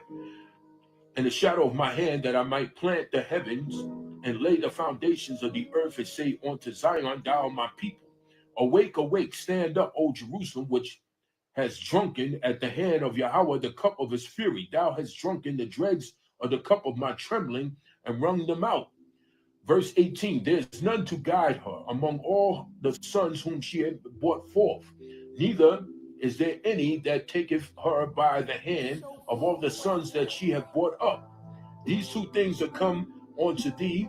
Who shall be sorry for thee? Desolation and destruction, and the famine and the sword. By whom shall I comfort thee? Thy sons have fainted, that lie at the head of all the streets as a wild bull in a net. They are full of the fury of Yahweh, the rebuke of thy mighty one. Therefore, hear now this, thou afflicted and drunken, but not with wine. Now remember, we'd be like a drunken man in Deuteronomy 28, verse 28 and 29, right? He said drunken and afflicted right here, right? But not with wine. Then he says here, thus says Yahweh, the mighty one that pleadeth the cause of his people. Behold, I have taken out of thy hand the cup of fear and trembling, the cup of trembling, even the dregs of the cup of my fury. That's also written in Psalm 75. Thou shalt no more drink it again, but I will put it into the hand of them that afflict thee, which have said to thee, bow down, that we may go over, that thou hast laid thy body as the ground and as the street to them that went over. But here, see, we have to understand how big this is right here, because there's a word here, right here, verse 22. Thus says Yahweh, thy mighty one, that pleadeth the cause of his people, that part right there, that pleadeth the cause of his people, You know that goes into that Joel chapter 3. He will plead for Israel. Joel 3. Let me just get that right here. Right here. It's verse 2. For behold, in those days and in that time when I shall bring again the captivity of Judah and Jerusalem, I will also gather all nations and bring them down into the valley of Jehoshaphat, and will plead with them, there for my people and for my heritage Israel, whom they have scattered among the nations and parted my land. Okay? That cup of fear and trembling, you can also read that in Jeremiah chapter 25 and also in Psalm 75. All right? Okay, so let me continue on. All right? All right. Okay, the next one. All right. Isaiah 53 and verse 4. Who have believed our report, to whom is the arm of Yahweh revealed, right? For he shall grow up before him as a tender plant. For he shall grow up before him as a tender plant. All right, let me get that. It's in Jeremiah. Okay. It's in Jeremiah. Okay, because the people are saying that this is talking about Jesus, but it's a tender plant. Let me see. There's a scripture that says degenerate vine. It's in Jeremiah. It's been a while since I've seen it. All right, All right, give me a second. I'll have it in a second. All right, just 1 second.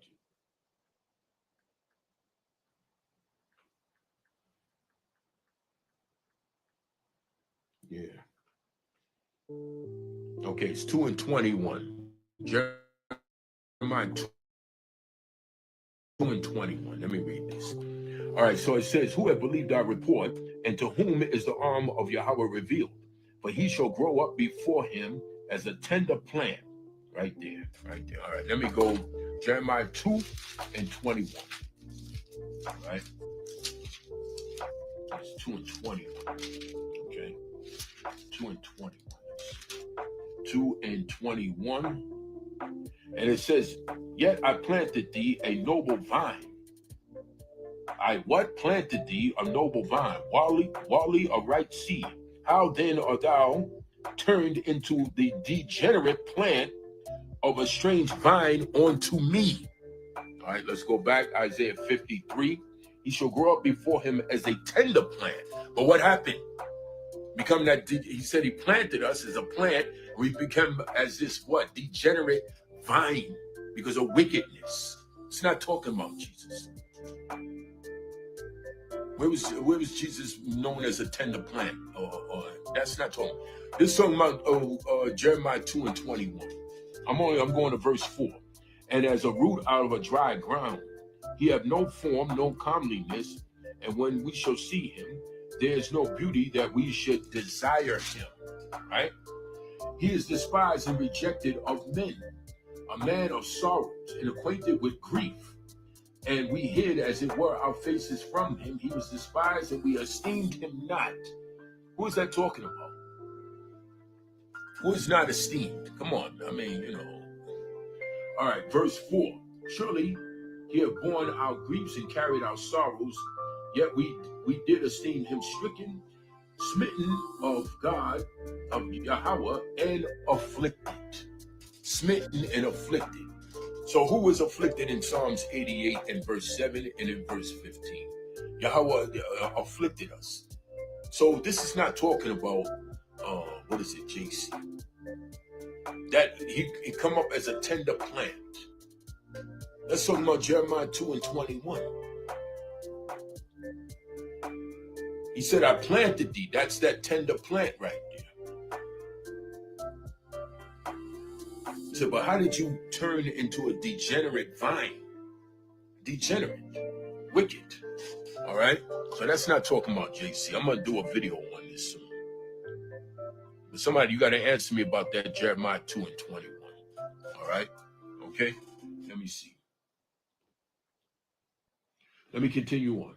Then it says, but he was wounded for our transgressions. He was bruised for our iniquities. The chastisement of our peace was upon him, and with his stripes we are healed. All we like sheep have gone astray. Ezekiel 34. We have turned everyone to his own way. All right. That goes back in what was happening with judges when everybody did what was right in their own mind. And Yahweh hath laid on him the iniquity of us all. He was oppressed and he was afflicted. You shall be oppressed and destroyed evermore. Deuteronomy 28. And afflicted, yet he opened not his mouth. He was brought as a lamb to the slaughter, and as a sheep before her shears is dumb. So he opened not his mouth. All right. So that's not talking about JC. All right. And JC did open up his mouth. Father, why hast thou forsaken me, and all that other foolishness. Isaiah 54 and verse 11.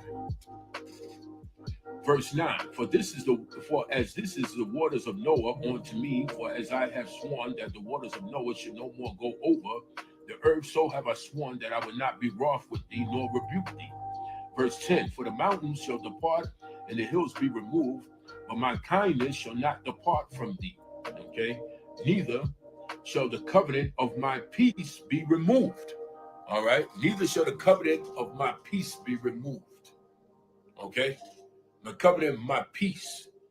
Okay, let's get Isaiah 26, 1 through 3. It's part of the covenant being brought back here in Isaiah 26 and verse 1. In that day shall this song be sung.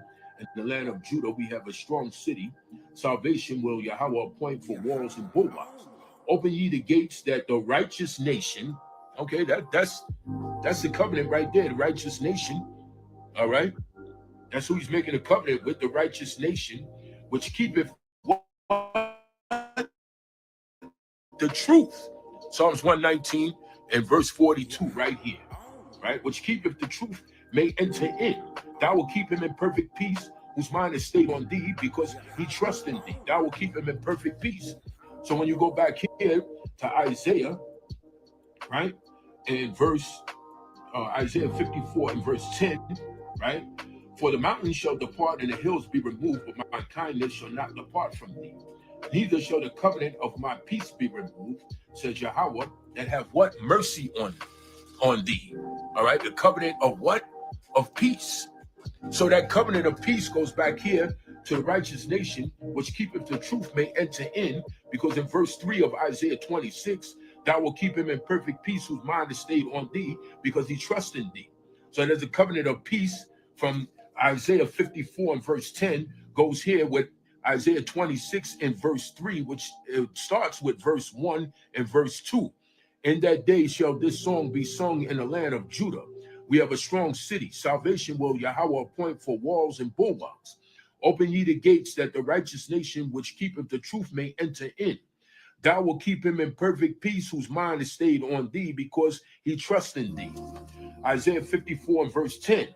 For the mountains shall depart and the hills be removed, but my kindness shall not depart from thee. Neither shall the covenant of my peace be removed, says Yahweh, that have mercy on thee. Let me see something for a second. In Psalms 83, let me see something. The mountains depart from me, right? And that verse right there.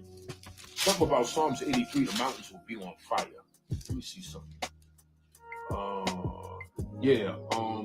Verse 14.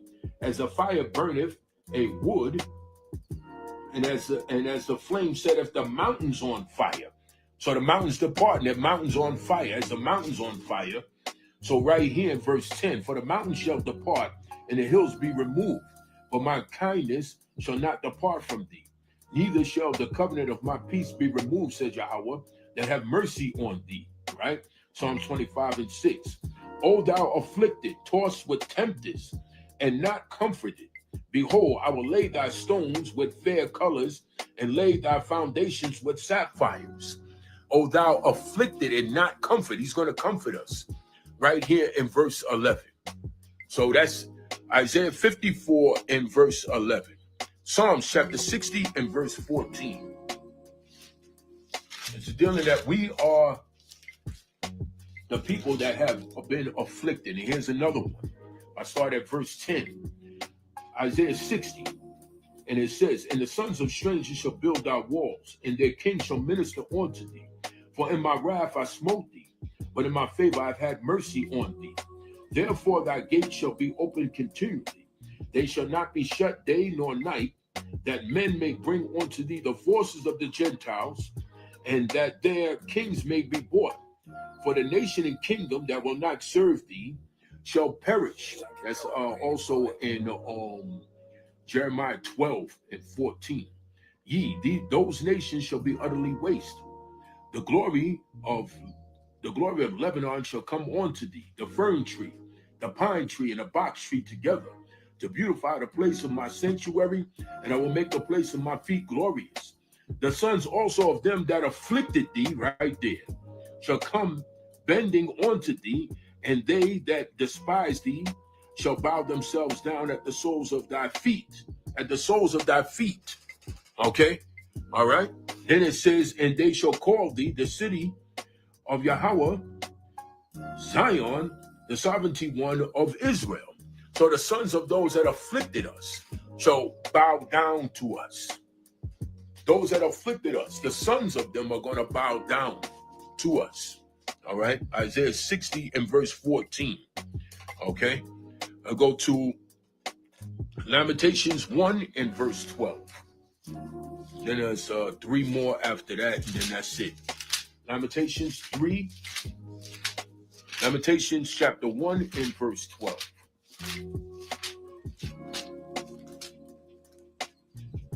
We have a great time ahead. We have a great time ahead. And you see that the wicked, he's weakening them. They're all confused now. There's other nations breaking off from these nations, and they're trying to come up with their own monetary system. There's people putting videos out saying that they call themselves the BRICS. The BRICS, that they're going to release their monetary system in August of this year. So, you know, so that's a battle of supremacy among these nations. So they're going towards fight. They're going to fight. That's some, because this country had the dollar was ruling, and now there's people just turning away from it. All right, so they're going to have to try and reinforce themselves over these other nations, and these nations are not going for it.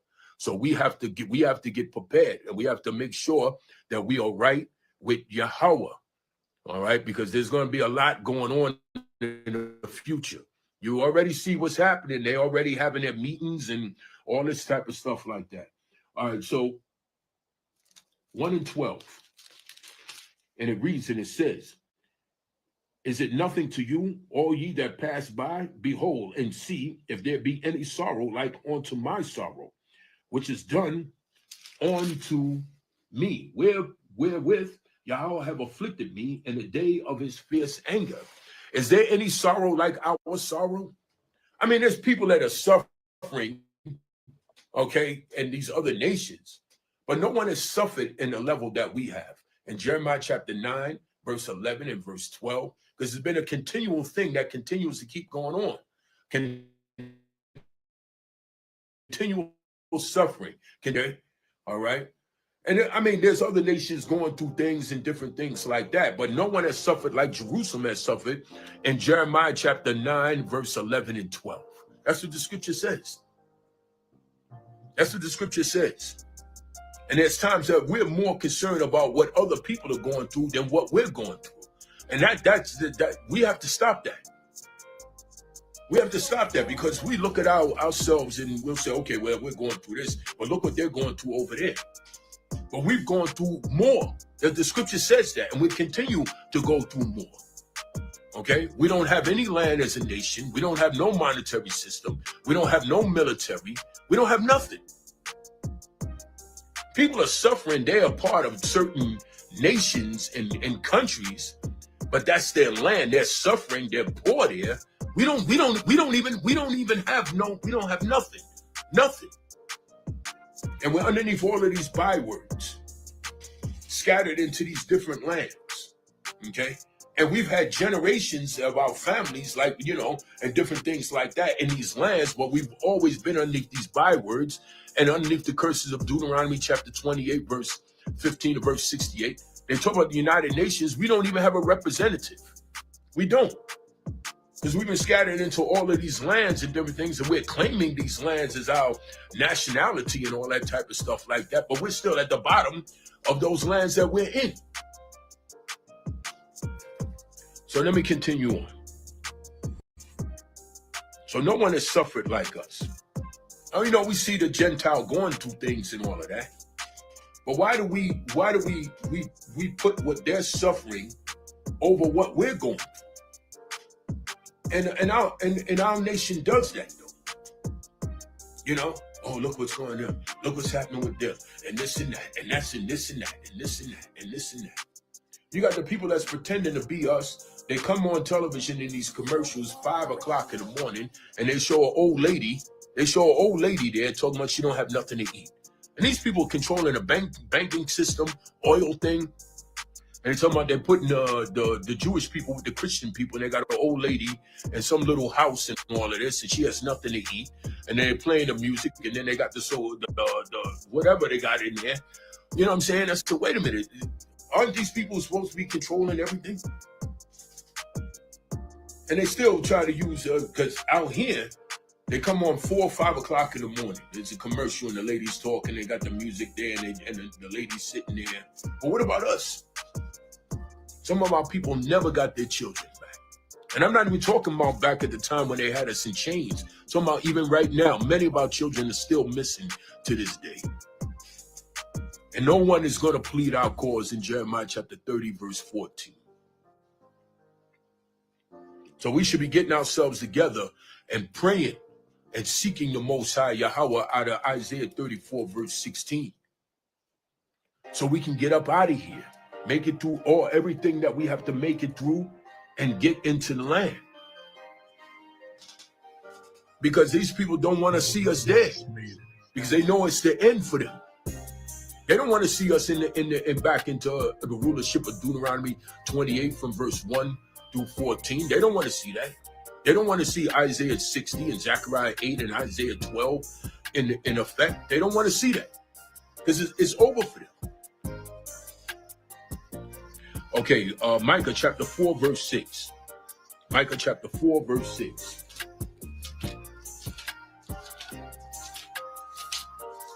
We put everybody's whatever affliction or problem somebody's going through, we put that over ourselves. And we're being destroyed every day. We gotta stop that. We gotta stop that. We look what's going on with them and all of this, and we're being destroyed every day. And nobody's pleading our cause. Micah chapter 4, verse 6. In that day, says Yahweh, will I assemble her that halted, and I will gather her that is driven out, and her that I have afflicted. So remember, I read it earlier in Psalms 88, verse 7 and verse 15. Verse 7, it says, thou hast afflicted us with all thy ways. So it goes back to this right here. In that day, says Yahweh, I will assemble her that halted. All right, assemble, bring us together. Okay, and I will gather her that is driven out, and her that I have afflicted. Okay, lift the affliction off of us, assemble us, gather us. Okay, gather yourselves together, O nation not desired, in Zephaniah 2 and 1. Okay, going to gather.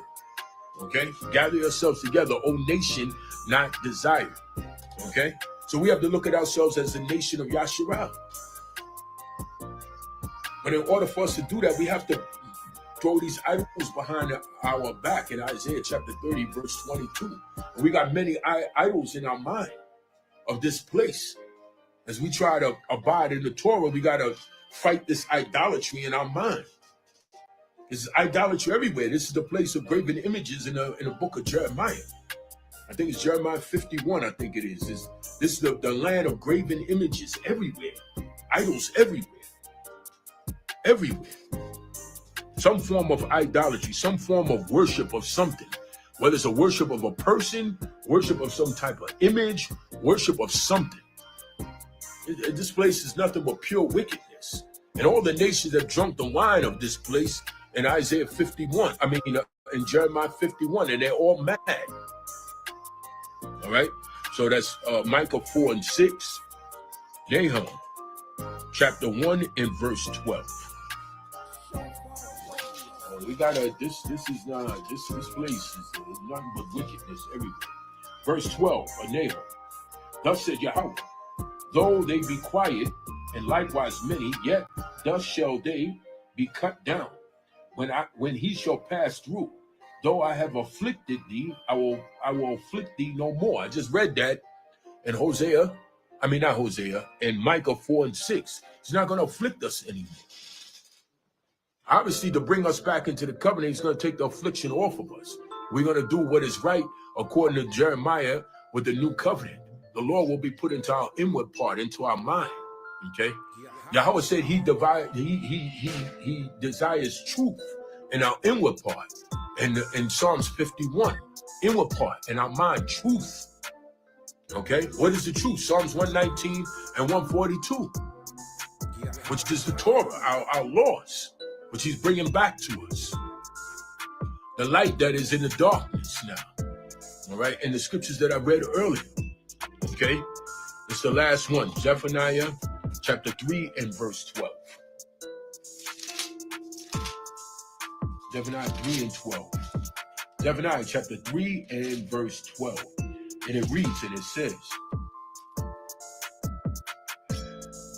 in that day shalt thou not be ashamed for all thy doings, when thou hast transgressed against me. For then I will take away of the midst of thee them that rejoice in thy pride. So people that are being taken away from us, they're being rejoiced in pride. I will take away those that rejoice in pride. Let me read this again. That's why we got to be careful with that Proverbs 16 and 18. Okay? And there was a time that I was developing pride. And I stepped away. And situations was going on with me. And I had stopped doing videos for a long time. I was with the sister and there was problems going on. There was things happening with her. And then I had pride in me, so I had to step away. I even made videos during that time saying I had pride in me. I don't want to wind up like this where he take me away, take away the understanding from me. And then I'm cast aside. And then I'm in Psalms 125 and verse 5 among the workers of iniquity. So I made videos of confessing that I had pride and different things. And there was issues with the sister. The sister's no longer in the truth now. She's gone. She's dealing with African spirituality now. So let me get this right here. Verse 11. In that day shalt thou be ashamed for all thy doings. Right? Now it says, in that day shalt thou not be ashamed for all thy doings, wherein thou hast transgressed against me. But then I will take away out of the midst of thee them that rejoice in thy pride. So in that day shall thou not be ashamed for all thy doings. Let me get that in Ezekiel 36. You shall loathe yourselves for the iniquity that you have committed in Ezekiel 36. I think it's verse 12. Yeah, that pride is dangerous. Ezekiel 36 in verse 12. Let me see. Is it verse 12? Let me see. Because men, let me see. Therefore they should let me see. Hold on 1 second. Be the one line. Let me see. Hold on. Son of man, fury, I scattered among the heathen. Okay. Let me see. Okay. It is.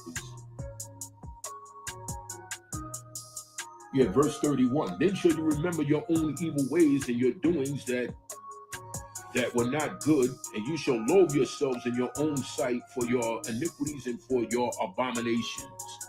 Right there. So then when you go back here to Zephaniah chapter 3 and verse 11, right?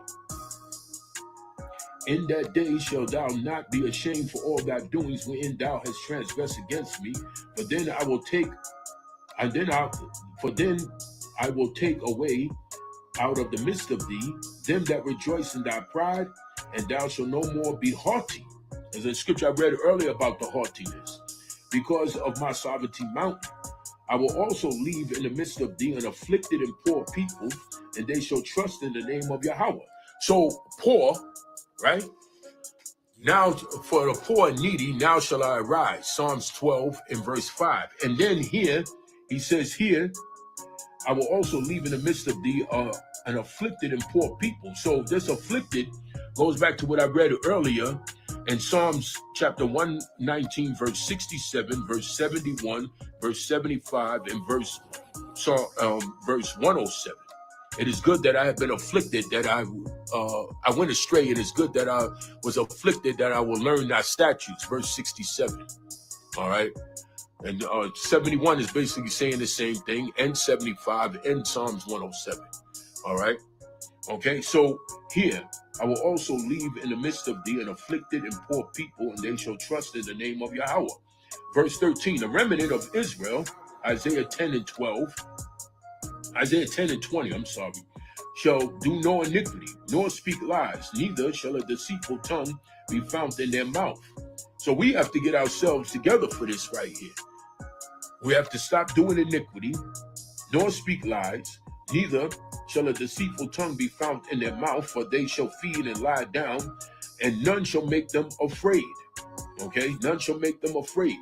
Sing, O daughter of Zion, shout, O Israel, be glad and rejoice with all the heart, O daughter of Jerusalem. Yahweh have taken away thy judgments and have cast out thy enemy. Have cast out thy enemy.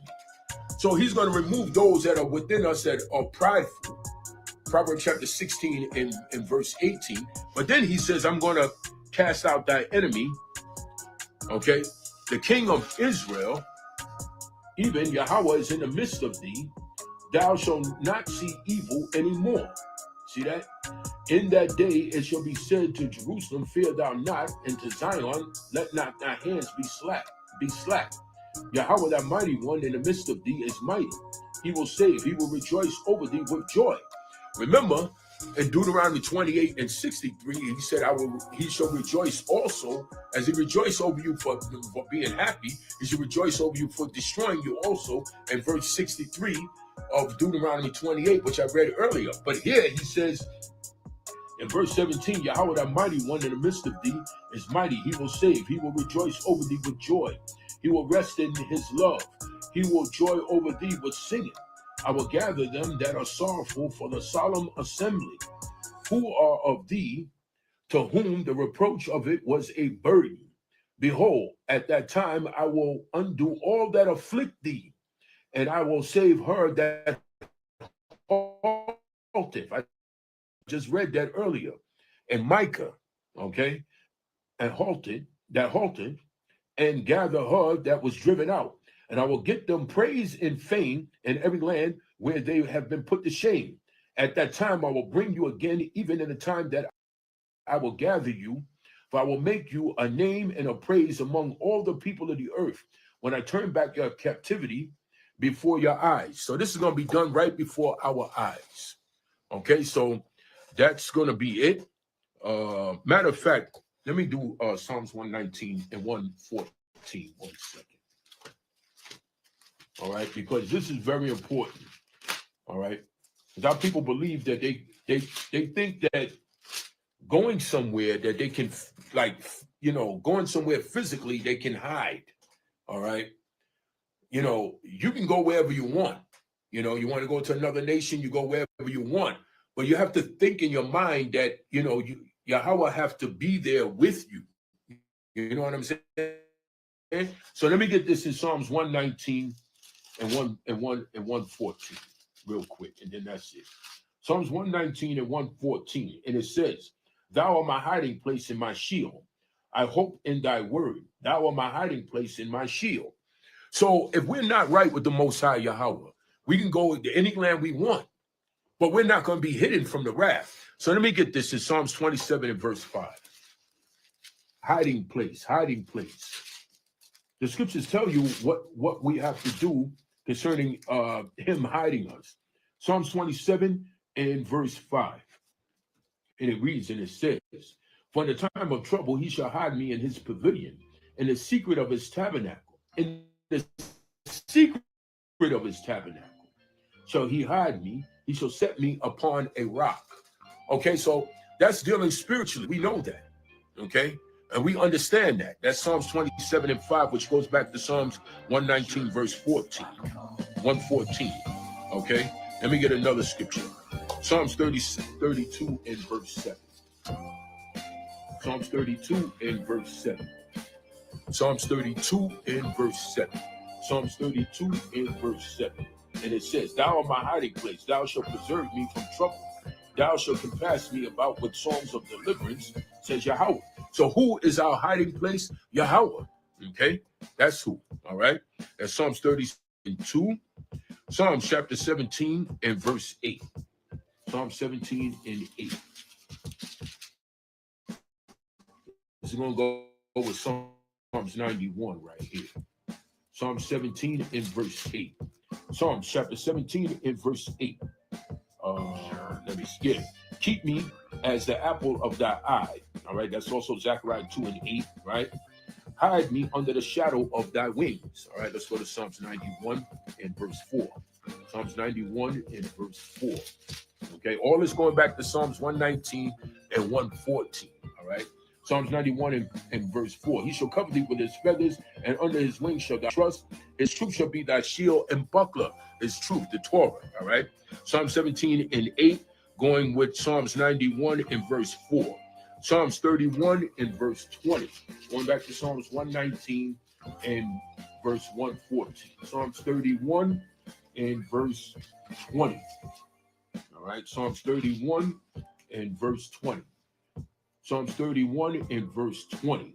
Thou shalt hide me in the secret of thy presence. All right, same thing. Psalms 27 and 5. From the pride of man. From the pride of man. Remember, I was reading earlier about he's going to remove the pride, those that are prideful among us. I forgot what scripture that was. I think that was in Micah. I was reading that. He's going to move the pride from among us. Okay? All right, the prideful from among us. From the pride of man, thou shalt keep them secretly. Thou shalt keep them secretly in a pavilion from the strife of tongues. From the strife of tongues, right? From the strife of tongues, right? Okay, from the strife of tongues. That's Psalms 31, right? Okay, let me go to Psalms 64 and 2. Okay, this all goes back to Psalms 119 and verse 114. Psalm 64 and verse 2. Psalm 64 and verse 2. All right. Hide me from the secret counsel of the wicked. All right, verse 1. Hear my voice, O Yahweh, in my prayer. Preserve my life from fear of the enemy, the prideful man, in Psalms 31 and 20. Hide me from the secret counsel of the wicked. All right, y'all so worried about the so-called secret counsel of the wicked. That's Psalm 64 and 2. All right, Psalms 143 and verse 9.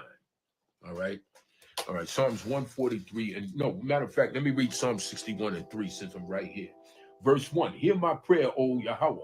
Attend unto my prayer. From the end of the earth will I cry unto thee. When my heart is overwhelmed, lead me to the rock that is higher than I.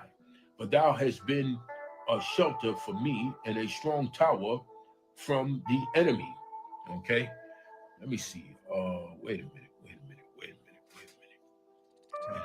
Psalms 31 and 20. Let me see this or something again. Hold on 1 second. 31 and 20. Yeah, the strife of tongues. The strife of tongues. The strife of tongues. Let not an evil speaker be established in the earth, and he that speaketh, the mouth of him that speaketh lies shall be stopped. All right, Psalm 63 and 11. The mouth of him that speaketh lies shall be stopped. And the other one is, I read it earlier. Okay, all right. Let not an evil speaker be established in the earth. All right, strife of tongues. All right, so, all right, Psalms 143 and verse 9. No, Psalm 61 and 3. Psalm 61 and 3. Let me read that again. Psalm 61 and verse 3. And one more after that, that's it. For thou hast been a shelter for me, and a strong tower from the enemy. All right. Strong tower from the enemy. Proverbs 18 and 10. Precepts with Psalm 61 in verse 3. 18 and 10. 18 and verse 10. 18 and verse 10. And it reads, the name of Yahweh is a strong tower. The righteous runneth into it and is safe. The name of Yahweh is a strong tower. The righteous runneth into it and is safe. Psalm 61 and verse 3. So it goes back to verse 1. Hear my cry, O Yahweh. Attend unto my prayer. Attend unto my prayer. Meaning hear my prayer. What is that? Proverbs 28 and 9. So that goes into him that heareth the law. Heareth the law. Okay? Connected with that Proverbs 18 and 10. Because it starts here at verse 1. All right? Okay. Psalms 143 and verse 9. All right. Psalms 143 and verse 9. And I'll just give a little update of what's going on. And then that'll be it. Psalms 143 and verse 9. Deliver me, O Yahweh, from my enemies. I flee onto thee. To what? Hide me. Hide me. Hide me. Goes back to Psalms 119 and 114. All right. So that's Psalms 143 and verse 9. All right. Let me get the last one, Isaiah 32 and 2. And then that'll be it. I pray everyone is well. All right. 32 and 2. Behold, a king shall, verse 1. Behold, a king shall reign in righteousness, and princes shall rule in judgment. Right? Okay. And a man shall be as, and a man shall be as an hiding place from the wind. See that? Hiding place. So, and a man shall be as a hiding place from the wind, and a covert from the tempest. Look at that. As rivers of water in a dry place, as the shadow of a great rock in a weary land. You sisters better pay attention, and a man shall be as a hiding place from the wind. You sisters better pay attention. All right. Okay. All right. So with that, I'm going to shut it down. That's going to be it. All right. And I pray that everyone is well. I pray that Yahweh is keeping you. All right. And Yahweh is doing great things for our people. And there's a lot going on. And we give praise on to the Almighty Yahweh God. All right. Okay. Remember, you are Deuteronomy 7 and 6 forever. No one, there's no one, okay, can ever replace you. Someone tried to impersonate you. All right. But they've been exposed in Proverbs chapter 12 and verse 19. So Yahweh be with you at all times. All right. Okay. Let me give a little update of what's going on here. All right. According to a brother in Ghana, let me see. Let's see what's going on here.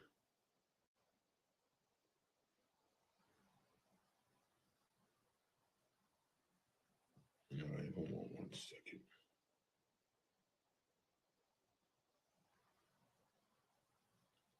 All right.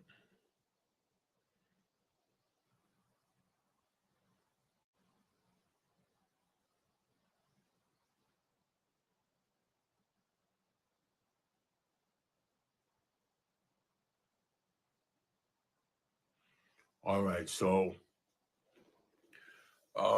I've been offered some land here in Ghana. All right. Okay, there's brothers that are trying to get me to come over there, as you can see right here. Shalom, shalom, shalom.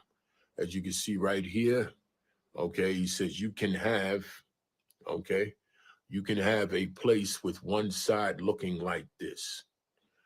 All right, so this is just recently, okay. The other side like this, it's showing me that I can move out there, right?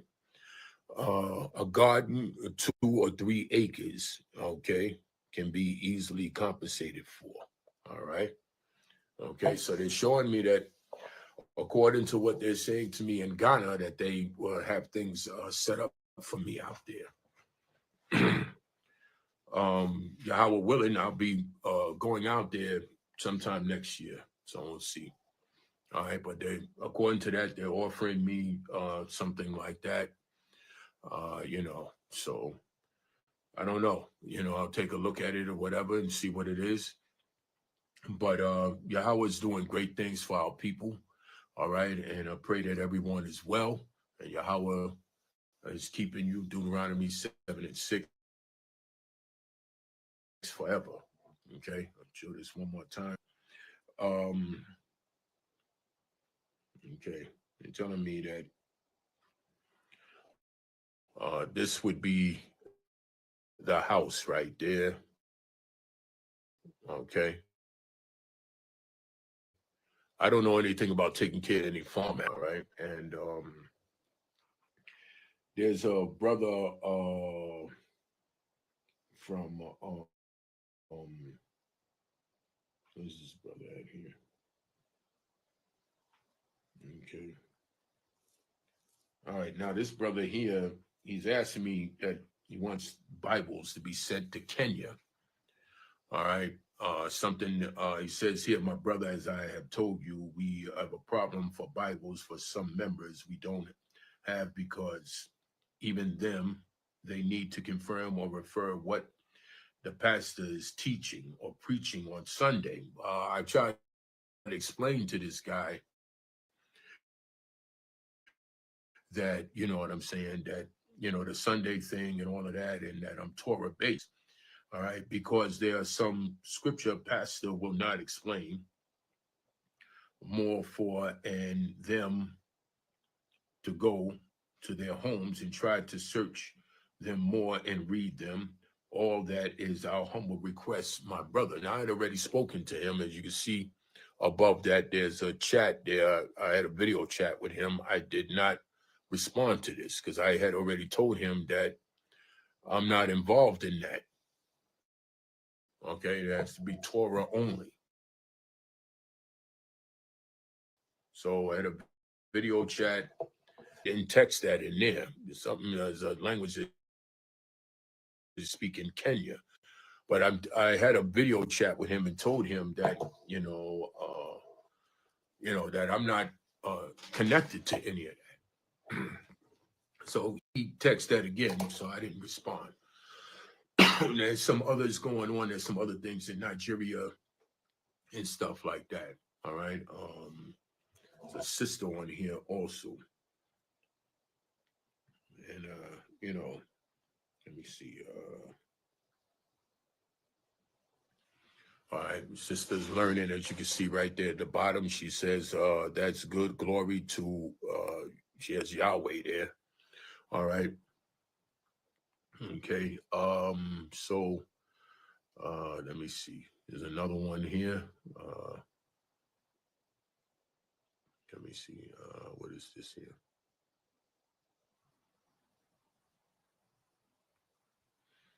Okay, so this sister's asking for money to help with kids over there and different things like that. And and materials like books and Bibles to teach them the Torah. So they're asking to send Bibles to teach them the Torah right there. You see that? Okay, this is another one in Kenya. All right, so to teach them the Torah. She says they're going to try to get them to come out of idolatry. All right, so there's quite a few of them here. Show another one here. It's a brother that went, okay, this brother right here. He says, I told him I plan to go to Ghana next year, right? Okay, so this brother's with some other people over in Liberia now, and it says here, I'm in Liberia right now with elders from the United Nation of Israel and the United States of America for the first time in Africa. So I told him I plan to visit Ghana. People reaching out to me there, Says that that's going to be very good because I'm living in Cape Coast, Ghana. All right. Now he has videos on YouTube and different things like that. All right. I've never actually met him. He just started texting this to me. And he says, because I'm willing to help you get the visa from Ghana when you're coming. Okay. Please text me your WhatsApp number so I can give you a call. All right. So they've been meeting with people in Liberia. All right. They had a council out there. All right. Okay. He's trying to connect me to something to make it out there. All right. I've got numerous people. Matter of fact, it's coming from all over the continent of Africa now. And some of them ask for money, and but the majority of them are not asking for money. They're asking to be taught the Torah.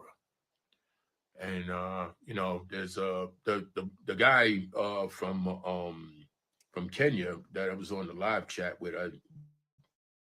You know, he says that they spoke to the you know, some people up there in their town there, and they want to hold a live chat with me and about, you know, about trying to teach online, and you try to come up with a type of hour, you know, that would be good for me and them because they're 8 hours ahead. Many people in Africa are reaching out, and you know, so they gotta drop that idol. All right, so that's just you know, some things that are going on. You know, I'm almost finished with this thing about the Ancestry.com thing. Okay, got some more pages together with that I can show, and I'm almost finished with that. So I'll be looking probably maybe Monday night or Tuesday night. I should be able to bring the video out.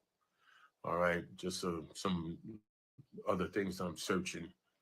But, you know, Yahweh give us mercy, and he's doing great things, you know, for our nation.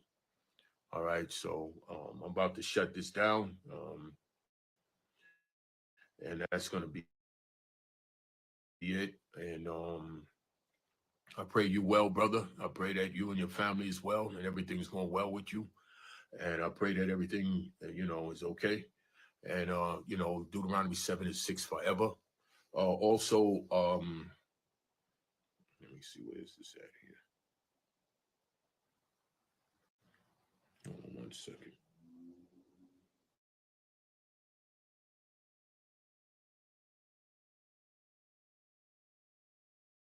You are now tuned in to the hottest radio station. Shofar Radio, hottest radio station. Yahawah only Shofar Radio.